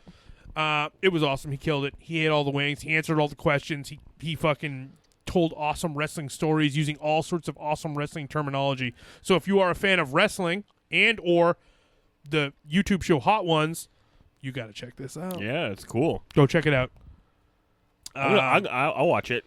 You should watch it. Yeah, it's all, and they weren't necessarily all stories that I had heard before. Some of them were, right. But I found it even more entertaining to hear stories that I had heard while he's eating wings. Yes, but he's kind of a little bit. You know, like there's a couple times like, do I drink the goddamn milk right now? Are we at the milk stage? And it's like, yeah, we're at the milk stage. Yeah, go for it, Steve. Wow. But he fucking nailed it. He crushed it. And before we get into any actual real wrestling, I'm going to get into a little video games wrestling. Yeah, man. This is something that I think is just, well, I guess it'll actually bleed into us talking about actual relevant wrestling. Yep. I want to talk about Bray Wyatt. I want to talk about Bray Wyatt too, man. You guys know about the fucking Fiend? Do you know? Finally, WWE did something cool. Or did it's the coolest thing since the Shield. Yeah, it's like they did something cool with someone that they have continuously fucked up over and over again. They keep it's a stop-start with Bray Wyatt forever. But clearly, the dude's made to be a superstar. Right, he has so much ability. Yeah, he has it in spades. There's no doubt about it. He's awesome. Yeah, he can. And I mean. And I heard Braun Strowman say he came up with all his Fiend shit himself. All the Firefly Funhouse shit, all the Fiend shit. This is what Braun Strowman said. I trust everything that... Why would he lie? It is? Fucking Bray Wyatt made up everything himself. He's so smart. Thanks, Brian Strowman. It's me, Brian Strowman. It's our resident Strowman. In that impression, Brian Strowman did an impression of me in the middle of that Brian Strowman. That's what just happened there. I didn't know Brian Strowman did impressions. It's a Stroception. So every October they release a WWE 2K whatever fucking year it is. And we buy it every fucking year, Yeah, guys. we do because we're fucking marks. Well, we like playing wrestling games. We've been doing it our whole life. We have been. We've been making the same characters in every game for 20 years. Yeah, I've been playing wrestling games since No Mercy. No. WrestleMania 2000. No. Before that. Royal Rumble on NES. SNES. Oh, well, actually, yeah, we did. What was the one that you had for Sega where we hit him with the bucket? Yeah, where we bucketed Raw's those War. motherfuckers. Yeah, Raw's War. Yeah. No, but Warzone. Warzone, yeah. Warzone is where I first really fell in love with wrestling games. Yeah. It sucked. It was terrible. Kane didn't even have his Kane entrance. But Everyone there was had the same entrance. There was walked out. There was like a secret code to summon Stone Cold Steve Austin to come down to your match. You the back, down, up, down, up. Yeah, that's not what it was. That would be a terrible code. But anyways, this new 2K. We'll do a whole episode where we talk about all of our history with wrestling. Our history with wrestling video games. Yeah, we have a secret. Yes, that's a good idea. Perhaps we'll put it on some sort of other platform. Who knows? But they're talking about the WWE 2K20 Bump in the Night. Okay. DLC. Yeah, this is a pre-order. Yeah, it'll cost money if you don't get the pre-order, but it's also a DLC. Okay. Oh, I liked it. I don't like it when you the pre-order is something you can't get otherwise. That's super annoying. Yeah. Because it's like sometimes they do different ones. It's like you can either pre-order with GameStop and get Goldberg, or you'll never get a Lunger Blades because you don't shop at Walmart. Exactly. And it's like then when you go into the part where you download superstars that other people created, they're like, sorry, you can't have those one. It has the gloves from the pre-order at fucking Walmart. Right. Like, all right. Well, you don't have Ultimate Warriors headbands, so you can't download fucking Chuck Taylor. Yeah, it's perfect example. I'm glad that the video Fiend, games are so complicated now. Yeah, they are overly complicated and overly expensive, and I love them and I play them every day, and it's a real problem. Yeah. Not that I play them every day, but that they're so expensive. Yeah. So this is like I don't know if this is the right direction for this game. Okay, tell me. Okay, so yeah, I didn't quite understand what was happening because I just saw that you pre-order, you get the Fiend, and you can get Frankenstrowman, yeah. Hey, what's up? I fucking hate fire because fire's so freaking scary. I don't want to be burned by it because of my dad, Dr. Frankenstein. Yeah, that's pretty much it. Yeah. It's like you don't know how to stop the impression. You get stuck in it. No, I don't know. Hey, what's up? I'm still going. I'm him again. You have to end it with the word hands. Well, but you know what? If there's any way I'm going to stop this impression, it's if you get these hands. There it is. So now the Fiend is like the key to this. It's called 2K Originals, which I'm like, what is that? Right. I think there's a new aspect of the game this year. And it's somewhere between the community creations and actual DLC. It's like right in the middle of those two. Okay. I think it's like... Yeah, it's right in the middle of those. Like modders. Yeah, I think that's... Make shit and you buy it like in Fallout. I think that's the feel that I'm getting from it. Weird. But not quite. But also there's all kinds of going to be custom weird-ass arenas. Yes, there are like custom arenas. The super sloppy Double Dare arena. For an example. You know? The Wyatt Swamp Arena and the Cemetery Brawl Arena are two of the arenas that right. So it's more like Mortal Kombat style arenas. Right, yeah. Some of the funny characters besides Frankenstrowman that are going to be available. Obviously, the whole thing is the Fiend. You get the Fiend. Let him in. Yeah, let him in. You're going to get the Fiend. There's something here called the Swamp Father. Is that like the Godfather? One assumes. That's weird. Demon King Finn Balor. Well, that makes sense. Who's like a super Finn Balor. Right. That makes sense. Unleashed Apex Predator, Randy Orton. I bet he's going to be half snake. Look at him. I'm showing Jeremy a picture. See, he's the snake guy. He's a snake guy. He's a snake guy. He's right next to Frankenstrowman. They should have Halloween IRS. Here's the one I don't quite... Fed Up Sheamus. And look, he looks fat? No, he looks like a UPS or like a postman. Oh, yeah, like FedEx? So it's like a play on like Postal and like those fucked up. Yeah, and I don't like that. Like postal shootings from the 90s? Yeah, and I don't think you should be making... One, that's an old reference. Two, it's pretty insensitive to be joking about shootings. I do not... maybe it's something else that I'm not getting. He should be fat if he's getting fed up. Oh, yeah. Like a gargantuous, gluttonous Sheamus? I don't know. Sheamus? He's so jacked, though. That'd be weird. Right, because if you're going to have Sheamus, I want the muscles. Yeah. So I don't quite get that one. Okay. No Undertaker? Lord of the Dead Undertaker? Yeah, perhaps. Survivor, Mandy Rose. And Twisted, Nikki Cross, which is like, what is either of that? I don't know. Was Mandy Rose on the show Survivor? This is a bit I'm not getting. I bet she looks like a zombie survivor or something, right? Like apocalypse person. Oh, yeah. Oh, it's like a Walking Dead Mandy Rose. Yeah. Okay, yeah. I also saw that there was a tweet from one Ben Wyatt. Oops. Nope. No, I joke, of course. Bray Wyatt. Yeah. That he wants to be, it says, Dear at WWE Games, yowie wowie. P.S. I call dibs on the cover next year. Hashtag WWE 2K20. PPS at Vince McMahon. All right, if we're going to be talking about fucking Bray Wyatt's tweets, then I have to mention when Bray Wyatt and Aleister Black were tweeting each other.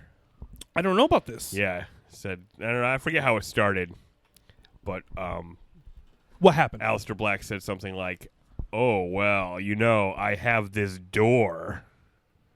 You could yowie wowie on my door, bro." Yeah, basically. This is the feud that I wanted least. I don't think it's going to happen. They were just fucking around on Twitter, I think. Okay. But then Bray Wyatt tweeted back like, "Oh, what a coinky dink. So do I." And it showed the Firefly Funhouse door. So, what if you knocked on his door and it was like a dimensional portal? Right, you opened up into the Firefly Funhouse. Yeah, or back and forth. Yeah. Either way, the doorway is a portal like conduit. I remember when I first heard about the fucking door thing because it's like Aleister Black's gimmick now is that he sits in this dark room waiting for someone to knock on the door to start a feud with him.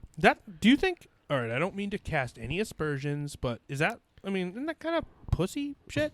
Kind of. You're like, oh, I'm not gonna go out and look for a fight. I'll just wait till a fight comes to me. All right, well that's not. Like, who wants to fucking pick a fight with me? Like, who cares? I could just keep going about my career and not pick a fight with this weirdo that's hanging out in this room. Yeah, it's nothing to gain from beating you. Right. But yeah, I'm like, okay, it's like it's different, but it's stupid. But whatever, at least it's different. Right, it is different. I don't quite understand it. I mean, I do understand it, and I don't like it. But and like, whatever, Cesaro, do your thing. It sets you apart. Cesaro came and knocked. And he beat him. Then he went back in the room. I thought that he wouldn't go back to the room thing after that. Me too. I thought that was like, okay, Aleister's out. Nope. He's still in the black room. The black room. Who's going to knock next? Randy Orton. I'd like to see that match. You always think it's going to be Randy Orton. Yeah, it's going to be You eventually. thought that Cesaro was going to be Randy Orton. Yeah, exactly. It's going to be eventually because Randy is who you put guys over when you want them to be big deals. Randy's not done with Kof, though. Yeah, that's right, still going. Because they had a count out at SummerSlam. Okay, now here we are. We're talking about fucking SummerSlam. SummerSlam. Summer fucking Slamamania. I heard this was a great show. That's what I heard from people who could actually watch it. Yeah, we couldn't watch it. We were watching it. We were trying our fucking hardest to watch this. First of all, we watched the pre-show on YouTube because the network wouldn't fucking play it. And dude, YouTube streamed like a pencil. Yeah, so we knew it wasn't our internet. No, we knew for sure there was nothing wrong with our internet. Yeah, we're cruising. And then as soon as this fucking show, it was like every fucking match, dude. I think we got to watch the Becky match. No interruptions? Pretty much no interruptions. Probably not all the way, though. Yeah, that was a good match. Yes. Becky versus Natalya. Yep. It was. But soon after that, we started getting the Circle of Death. Yeah, so the circle would start swirling, the white circle. We'd quit the app, reload the WWE Network, get back in, miss the end of whatever fucking match. Like we were watching Ricochet versus AJ Styles. Yes. And mid-match, it just shit out. And by the time we got back on, it was over. And I didn't know who won that match until the next morning when I was on fucking Instagram. I agree, saw it. Yeah. Who won? AJ. Yeah. The club. The club. OC. I do like Gallows face paint, though. Oh, I love Gallows face paint. Yeah. He looks so fucking awesome. Yep, absolutely. They all look so cool. Yeah, they do look great. I just don't like the OC, but it's fine. I'm glad they're together. I even though I don't like the name, I wouldn't break them up if I had the power. No way. You know what I mean? I'd like to keep them together. Yeah. I thought HBK was a weird name when I first heard it. Right. Yeah, it's weird how people's names become just initials, like weird like abbreviations for like things. Triple H. When you think about Triple H for too long, shit gets weird. Yeah. You really start to question, like, wait, what? This guy's name is Triple H. Yeah, totally. Exactly. Let's see what else. And then we didn't get to see Kofi versus Randy. Wait, you didn't see that? We didn't see that. Okay, because here's what happened. We were sitting here watching it, and we're like, this is fucking bullshit. And then you're like, I'm just going to go to bed because you have to work early on Monday morning. That's the other thing. I was ready to stay up and watch SummerSlam. Yeah. But it was pushing my buttons. Yeah. It was so frustrating that we had to restart the app every 3 minutes, and that we would miss like 5 to 7 minutes in between starting the app. So maybe I was already laying down? Well, so you were like, all right, I think we turned it off, and then I went in my room, and I have a Roku. And did it work good? No. Oh, okay. But it worked a little bit better. Right. Like it would say, oh, your session is timed out, and the thing would go, but then I could still see it in the background, even though there was an error screen on the top of the... It was playing behind the error screen? Yes. Fuck the WWE Network, dude. So I ended up... I did watch that match. He hit a... Was there a double count out? That's how it ended, right? Yeah, ended in double count. I didn't see how that happened. The only thing I saw was when Kofi came off the top and Randy hit him with a slippery RKO. Yeah, and that was right after he had reversed a regular RKO. And then, they were brawling outside in front of Kofi's family, and Randy was really hamming it up. Like watch this while I kick your dad's ass, and that's what got them both counted out. Was his showboating? His evilness. His need to fucking rub it in the face of his family? Yeah. Wow. Yeah. And then fucking Seth Rollins Brock Lesnar, I was so far away from getting to see that match that I don't even. I mean, I've seen some highlights, but I haven't even exactly seen how it ended. Me neither. I haven't seen it. I've seen some reversals and some stomps and some out of the ring shit, but I never saw exactly how he won. But I know he won clean in the middle because I read that. Yeah, but I didn't see it. And everyone's acting like, "Oh, was the first guy to beat Brock clean in the middle since he beat John Cena." I'm like, "No, why aren't you guys acting like Seth already beat him clean in the middle before?" Yeah, didn't he come down and he gave him like 3 stomps and pinned him and won last time he won the title. Right. I'm like, it's just like does a it not count start. as a clean win when you cash in on Brock Lesnar? Does that not count? No, it doesn't. Oh, it doesn't. Okay. Yeah, no. Okay, sorry. Plus, sorry, nobody everyone. catches in on Brock Lesnar. You cash in and beat the other guy. Oh, right. So I don't know. I don't understand why everybody was saying that this was the first clean win. I'm like, I feel like Seth had already beat him, and that's why I wasn't excited about this story. Right. You're like, does this? Well, We're just redoing it to get more because you fucked it up by doing all that shit with Baron Corbin after he beat him. So you're like, we gotta get Seth back. We gotta get Seth back by doing it again. Yep. Absolutely. And then not fuck it up this time. I guess, yeah. That's cool. And now, rumored opponents for Seth Rollins at Clash of Champions. Okay. Braun Strowman. Yes. Because he came out and saved him and was like, "Here's your title, bro." Yeah. Well, if you touch the title. I mean, if you touch the title, you have to be in the title picture. Yeah. You don't get to touch the title unless you're in the title picture. Exactly. But again, Seth is just going to beat him. Yeah, of course. Yeah. He's going to beat him clean? Yeah. Probably. Yeah, boy, oh boy. I mean, they're going all in on Seth Rollins. If they weren't, they wouldn't have had him beat. Yeah, they wouldn't have had him beat Brock. You know, they would have had Brock. They would have had Braun beat Brock if they wanted Braun to be the champion. I saw this fucking article that was like, fucking Paul Heyman decided that Seth Rollins should win the title because he wants a champion that's on TV every week. Duh. Yeah, fuck off, dude. And also, he's not in fucking charge. Right. Why is everyone pretending that fucking Paul Heyman and fucking Eric Bischoff are doing anything? Yeah. Maybe they're on a creative input, obviously, maybe, but... Sure, I mean, they're paying him to do something, but Vince is still in charge. They're not making final decisions. I just don't know. How stupid do you fucking think we are, dude? Yeah. We've been watching the whole time. We know what you're up to. Yeah. I see through you. Yeah, it's true. Ugh, man. It's like they invented a new kayfabe, and that's what they think everyone believes, but it's like, no, because... You didn't build that new level of kayfabe deep enough. And then Dave Meltzer just tells us that fucking Vince ripped the show up. And you're like, right. Well, okay, well... Why would he lie? Yeah. Absolutely. You know? All he does is report what he fucking hears, and it's usually right, I guess. Yeah, seems like Big Dave is very rarely... I don't know who his sources are, but it's almost like they're Vince. Yeah, sometimes. Vince is like... Dave, I just don't know what I should do. I fucking tried so hard. It's like, well, Vince tried really hard. Yeah, but exactly. And then fucking Cultaholic, What Culture, everybody's fucking reporting everything Dave heard from another guy. Just like the whole wrestling news cycle is based on that. Absolutely. Yeah, all wrestling news is based on what Dave Meltzer says. Yeah. Which is weird because why are there so many companies reporting this? And why are you all so successful? Or not, they're all still they're proliferating all these fucking companies that just regurgitate. Oh, wait a minute. Are we doing it right now? Am I regurgitating Gordon Wood? Yeah, but we're offering our opinions on it, really. Yeah, I mean, we would be having this conversation whether or not we're recording right, because it's not about the podcast. It's about the conversation. It's about us getting together and talking about what happened this week in wrestling. Yeah, right, exactly. of course. So, we are talking about the news because we're into the wrestling news cycle. Right, probably more often than I watch the product, I absorb the news? Yeah, I absorb the news. Yes, definitely.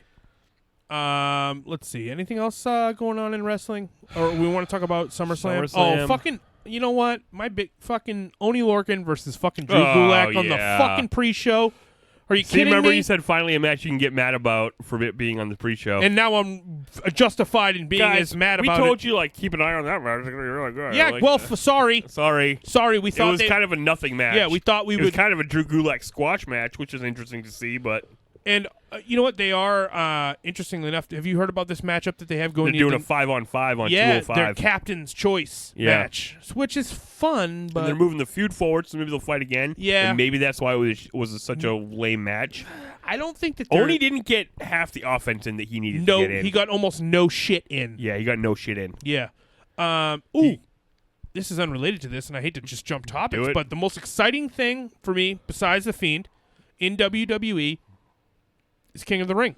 King of the fucking ring. Do you have the guys? I have the guys. You do? I don't have the guys. I'm so glad you have the guys. I snapshotted it. Oh, excellent. Yeah, that's how I gather a lot of my news also is through snapshots. I mean, it's 8 competitors on each show. Raw's got 8, SmackDown's got 8. I mean, it's a veritable who's who. Yeah. I mean, I know Kev Owens is in there. Right. I know. 1 second. Yeah. It's exciting. I'm excited to see how it plays out, though. Traditionally... So the last time they did King of the Ring, it was fucking bullshit, and King Barrett won. Yeah, and it was like there was only one match. The whole point of the King of the Ring is that you need to sustain injuries during so it's going to start with 16, and they're going to bring it down to 8, and so they're going to be able to have 8 matches on TV. Yeah. Or maybe my math is wrong, but sure. They're going to whittle it down to 8 on TV. Yeah. Right? But then they should do a special or put it on a fucking... but I don't think they're going to do that. No, I think it's just going to be play out over Raw and SmackDown for the next couple weeks. It's just going to be like when... And then maybe have the final at a... that's at bullshit. A pay-per-view. Yeah, it is. That's not the point of King of the Ring. Right, yeah, exactly. King of the Ring is not like who wins this tournament over fucking 4 weeks. Yeah. It's who can go all night. Yes, exactly. Who can take it and defeat adversity. I don't know why you wouldn't want to do this as a pay-per-view. A full King of the Ring. Or a special. You could do a King of the Ring and a Queen of the Ring on the same night. Yeah. Oh. 2 tournaments. Yeah. Why not? Yeah. Would that be too many matches? Well, we all know tournament matches always end fucking super weird anyway. Like, so if there's 8 people, a lot of times they just get 4 matches, end quick. Then 2 matches, then 1 match. So that's 7 matches. So that'd be 14 matches if you had 2. Yeah, it's a lot. Yeah. Yeah. Do you want to hear who's in it? I do want to hear. Tell me about the Raw superstars. The Miz. Yep. Ricochet. Perfect. Might win. Cedric Alexander. Mm-hmm. Samoa Joe. Oh, boy. Drew McIntyre. Okay. Might win. Might win, yeah. Baron Corbin. Sami Zayn. Cesaro. That's all for Raw. SmackDown me. Kevin Owens. Might win. Ali. Might win. Apollo Crews. Definitely not going to win. Chad Gable. Not going to win. Elias. Not going to win. Andrade. Not going to win. Buddy Murphy. Not going to win. Maybe he could. Fuck you. Shelton Benjamin. Not going to win. All right, so I guess Shelton's my dark horse and Buddy's your dark horse. Yep. So that's a pretty good field, and I'm pretty sure that if you put almost any 2 of those dudes against each other, you're looking at a hot-ass match. I do agree. The Miz could win. No. I don't think he's gonna. No, he can't. But he could. Not as a good guy. But he could. You know, sure, he even could. But he's not gonna. Okay, I well, accept that. If The Miz wins, then it's like, oh, this doesn't matter. Oh, no. Right? But you know what I hope doesn't happen? What would be the most meaning... Okay, so let me have it. Here's what I hope doesn't happen, is that whoever wins this tournament ends up wearing a crown for a few And carries months. a scepter around and fucking becomes a that. jabroni. Fuck getting the king gimmick from becoming king of the ring. Yeah, it should be more about like the prestige, how you are catapulted into the next and stratosphere. they did kind of push that in the promo package for King of the Ring that they released. They did say, which I didn't see. They did, but they did kind of equally boost. Every picture they showed had the guy with the crown and the scepter, because that's how it goes. Like, it sucks. You know who didn't wear a crown and a scepter? Bret Hart. And who? Stone Cold fucking Steve Austin. Fucking Steve Austin. Fucking Austin 316 means I just whooped your ass. Totally. Who do you... Is this all for Kevin Owens? Just got fined $105,000. Hey, I watched $1,000. That was cool, man. That was like, Kevin's a good. That's a down payment on a house, he's dude. He's a good actor, I want to say, or like I really, he's a good performer. It's a good spot for him. Yeah. He's doing good. Shane is a good heel. I'm like, dude, he's pissing me off so fucking much. Definitely. I'm like, this is fucking classic boss shit. I'm gonna want to fucking see Kevin. I almost just flipped this fucking table. I want to see Kevin kick your fucking ass. Yeah. You're taking money off his fucking kids' John Cena shirts. Yeah, exactly. Yep. So are they doing this because he does the stunner? Right, and then wait, do you think that there's a chance that Kevin Owens is going to win this King of the Ring tournament and Owens cut 316 promo and cut an Owens 316 promo? It's possible. I mean, it's a little on the nose. It is, but I don't know if they know about that. Well, I don't think WWE knows about being too on the nose. They absolutely 100% have no concept of anything being on the nose. When it's so on the nose, they're like, we nailed it. It's they're on like, the nose. So clever. We did a good so job. clever. We're so smart. We totally nailed that. Owens 316, guys. Do you hear this? Do you hear this? Do you get it? It's a new shirt. Buy it. I would buy it. I would buy it. Yeah, I would want to wear that. I have 2 Kevin Owens shirts currently, and they don't even have a 316 on them. Right. So if Baron Corbin wins, we riot, right? I don't know. I like Baron Corbin. I like him too. He's our favorite wrestler. Yeah, we are big. We are strangely big fans of Baron Corbin. Well, if you think about his size and the how fast he moves, and it's awesome, and his fucking finisher is awesome. He is fun to watch in the ring, and his signature, the deep six, is awesome. Where it's like a really fast spinning. He spins suplex. Yeah, he spins around about 56,000 times. Also, that other move where you throw him into the turnbuckle, and he slides out the bottom and he slides back in. That's a big boss man move. You know what? So is fucking. I feel like he was doing the Boss Man Slam. That's true. The Deep Six is a version of the Boss Man Slam. Yeah, it really just turned upside down. Yeah. All right, so I guess we want Strowman. Corbin. I guess we want Corbin to win. No, I want Owens to win. But I could see Drew McIntyre winning. Yeah. And I could see Ricochet winning easy. Yeah. Ricochet, I don't want that? Ricochet to win. Well, then he's a jobber. Yeah, I don't know. Right? Yeah. It's funny when you're like looking at the field of competitors and you're like, I guess these people are just jobbers. Like some of them, like Ember Moon. You're like, she's not ever going to be a top superstar. No, I don't think so. Like they just have booked her in a way that it would be really hard to come back from, and even they did it in NXT. Because I don't think she ever won the title. That's where they started this shit. She was just like continually jobbing to Asuka. Which didn't pan you know out. what? That really, because didn't she fight Asuka for the title twice? Yeah, and and get lost denied both times. Yeah. That's when you're like, nah, dude. You know, sorry. in Ricochet, I'm like, okay, what has he done? He's lost to everybody. You get beat up by AJ a lot. Yeah, he lost a feud to AJ, and now he's going to be in King of the Ring. And I think like before that, what was he doing? Nothing. He hasn't beaten anybody. He was teaming with fucking Aleister Black. Right. I don't know. Same thing. Aleister Black gets a stop. You know what? Stop start is the worst thing WWE does. Yeah. They do it all the time. Yep. It's true. And almost never almost never do dudes come out of the stop start. Bray Wyatt. Exactly what I was just gonna say. Finally, Guys, did you see when he was holding his own head and the lantern was in there? The lantern's inside of his head. I'm like, this is fucking awesome. Yeah. Oh man, and how good was his fucking entrance music? Yes. Should we go out on the entrance music on this one? Yeah. We'll drop it in. We'll throw some Bray Wyatt in on Yeah. Awesome.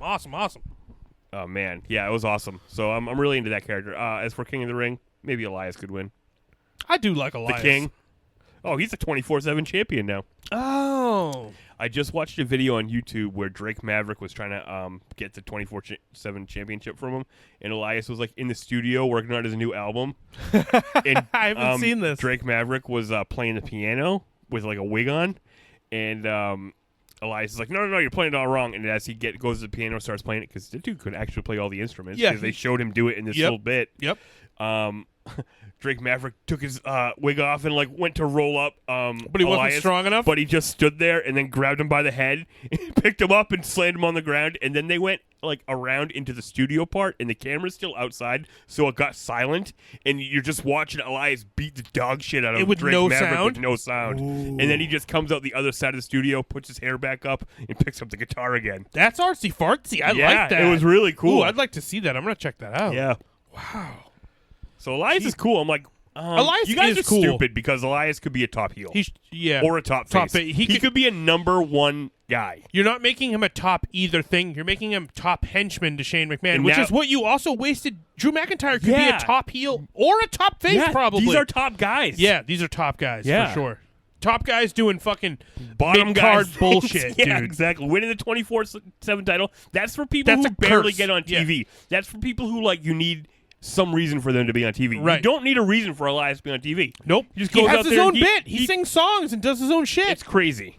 And Drew McIntyre's an absolute monster. He has every single thing you need to he's a good wrestler. Me and you talk about being a 5-tool superstar all the time, and there's nothing that Drew McIntyre doesn't have.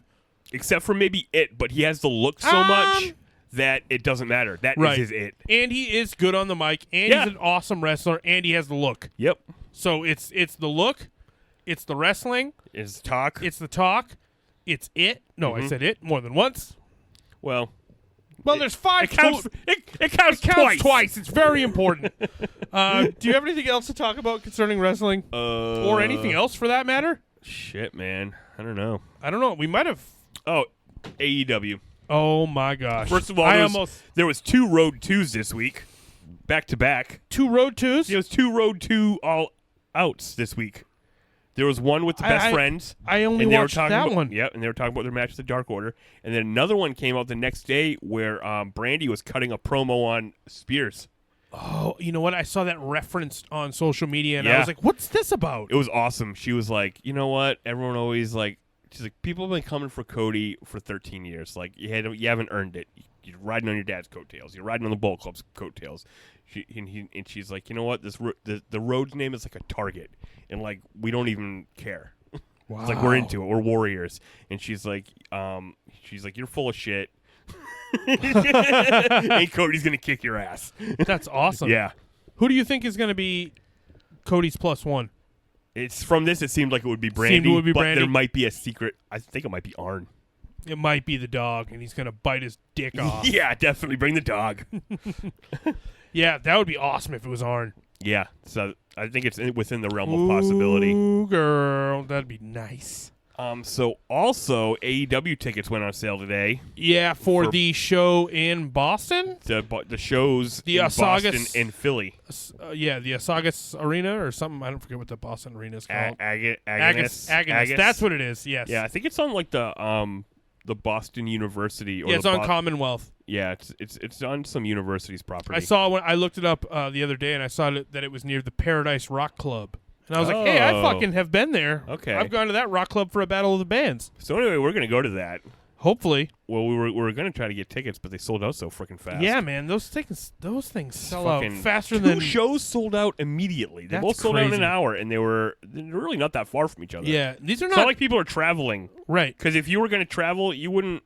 Those shows are too close that it's like some Philly people... and Boston are so close that you could if be you in were the middle travel, and it go would to be both. from there. Yeah. Exactly. So it's like within an hour, both shows sold out. We didn't get tickets. Yeah. Right now, the aftermarket, like fucking we're looking StubHub, are super expensive. Yeah. But we're eyes on the aftermarket. We're hoping for the best. A friend of mine said she knows a scalper. Right. I was like, okay, let's any means see what happens. Any means to. But I think the prices will come down on the second market as time goes on. Yep. Yeah. As we get closer to the event. To October 9th, which is the day before my birthday, guys. Yes. That's why I wanted to go. Oh yeah. Man, we got to go. I already got that week off of work. It just kind of was one of those things where I'm like, you why you do not have that? try to you go? have that week off of work? Oh, for sure. Oh, cool. All right. Well, I'm definitely going to take some days off on that week. Then. Yeah, definitely. Awesome. So if nothing else, we'll watch it on TV. Right, I guess. Or we'll get Sling and watch it on Sling. We don't have cable because I fucking cut we that cut cord. that cord. What? You never even had a cord. Yeah, I've been cordless my whole life. You never had a cord. You didn't even have cable as a fucking little boy. Nope. For a time after I got a job when I still lived with my parents, I had cable. Oh, right. Because I paid for it. But then once I moved out, I never paid for cable. Yeah.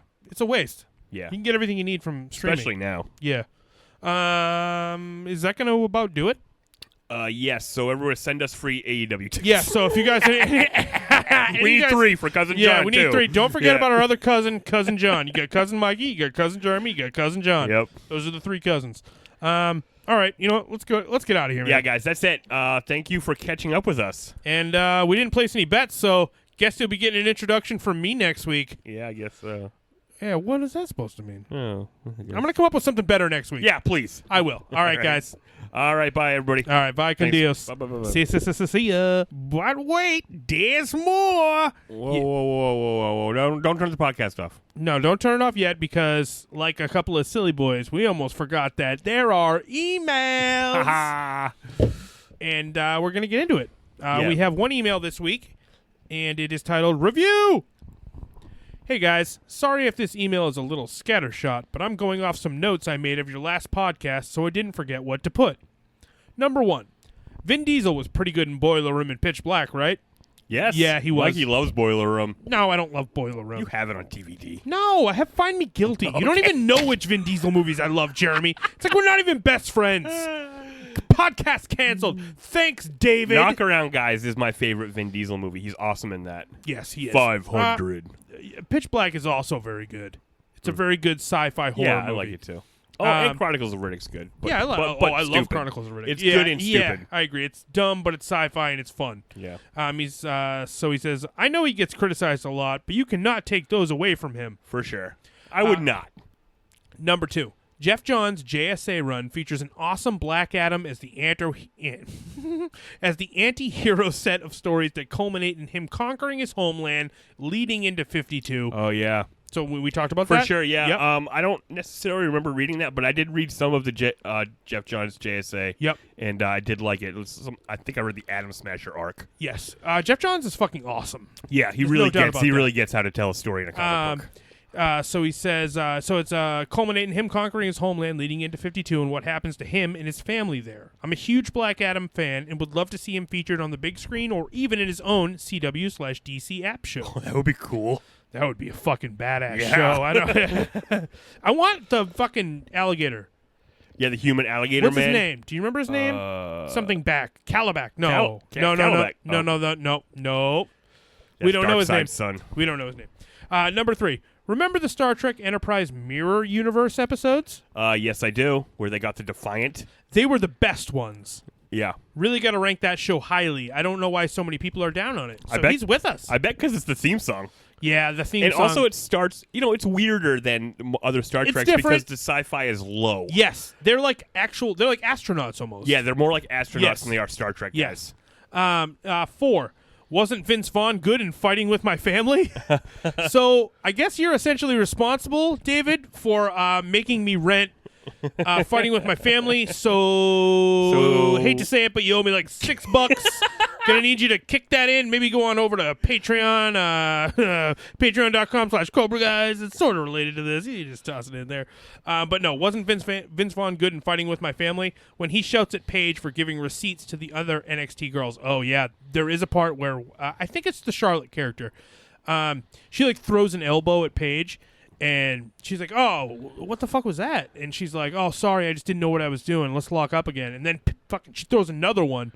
And then Paige just fucking punches her in the face. Really? She's like, that's what we call a receipt in wrestling. When you do something and you hurt me and you don't listen to me, I hurt you back. And then Vince Vaughn just goes up on the apron and he's like, we don't fucking give receipts in NXT. That's not how we do things here. And she's like, whoa.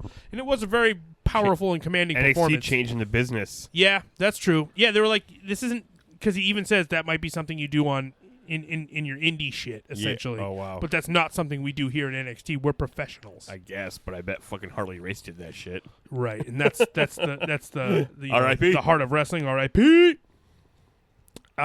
He was great in True Detective Season 2. Oh, really? He was the best bit of that season. Have you watched any True Detective? No. I watched the first season and I loved it because I'm a big fan of both Matthew McConaughey and Woody Harrelson. That's an awesome team. Yep. And it was How much weed those guys smoking? Oh, the best. It's just so much and the best. Yeah. Also, that whole season was like, is it a supernatural thing? Is it a supernatural thing? Yeah, was it? It wasn't? They were just going crazy? Yeah, well, I don't think that... Well, actually, you know what? There's more questions than there are answers, Jeremy. Number 5. Don Johnson plays a police chief in the new Watchmen TV show. How do you feel about that? Oh, the Watchmen TV show.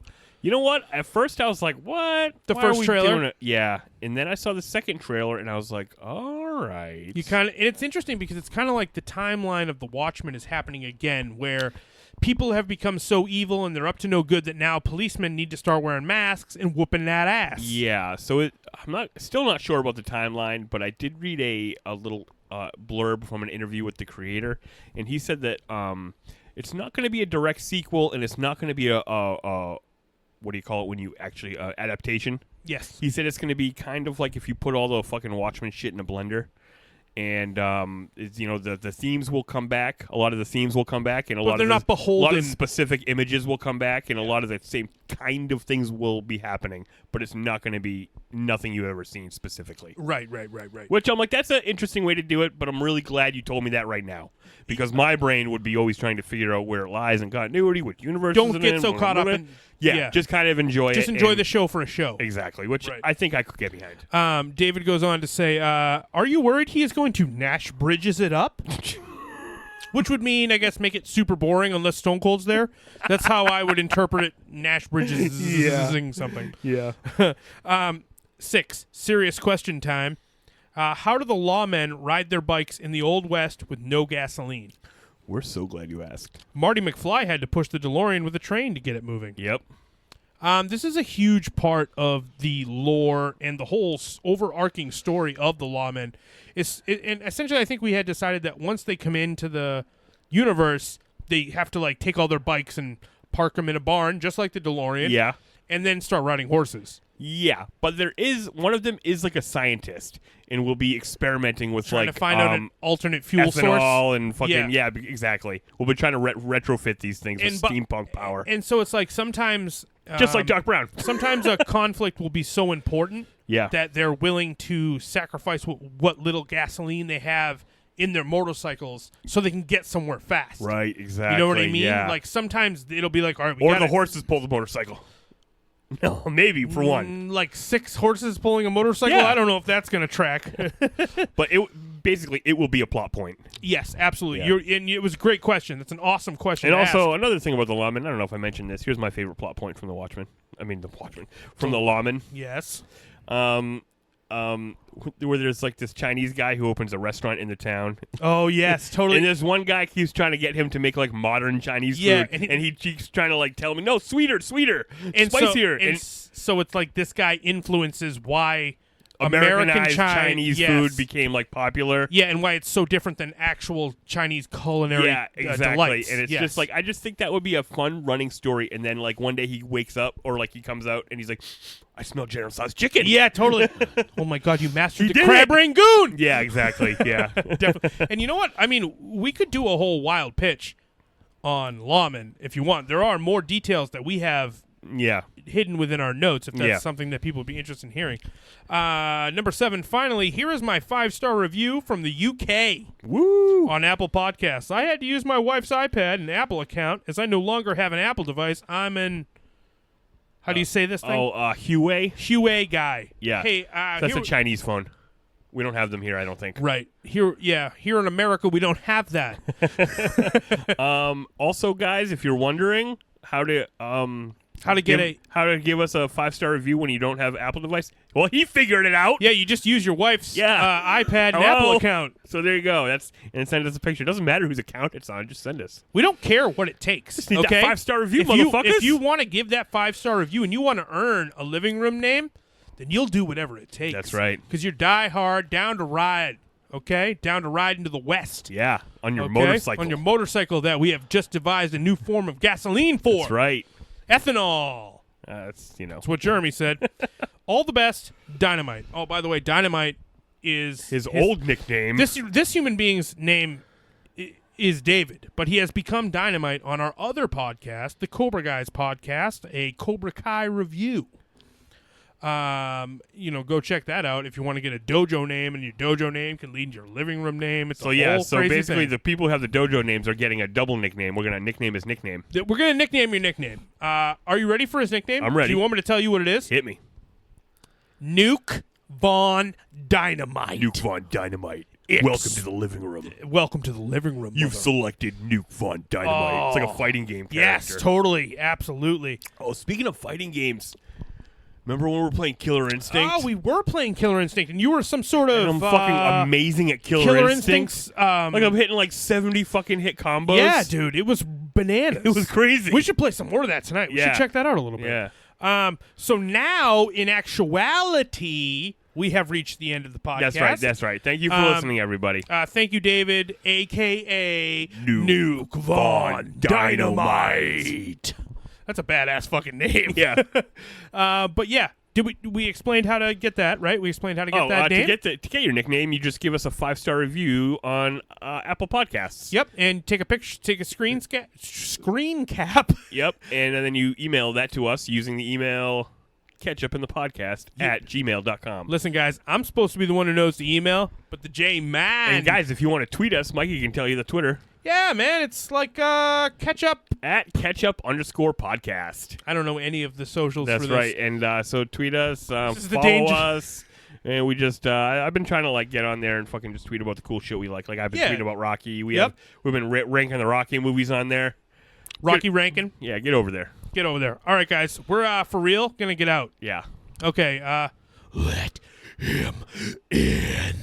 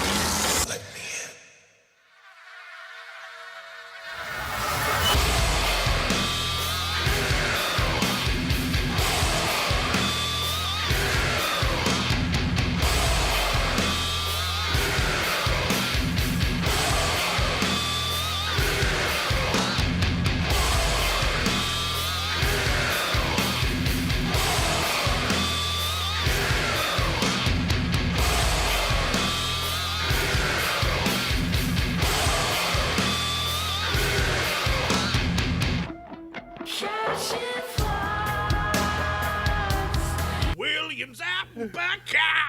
Bow wow.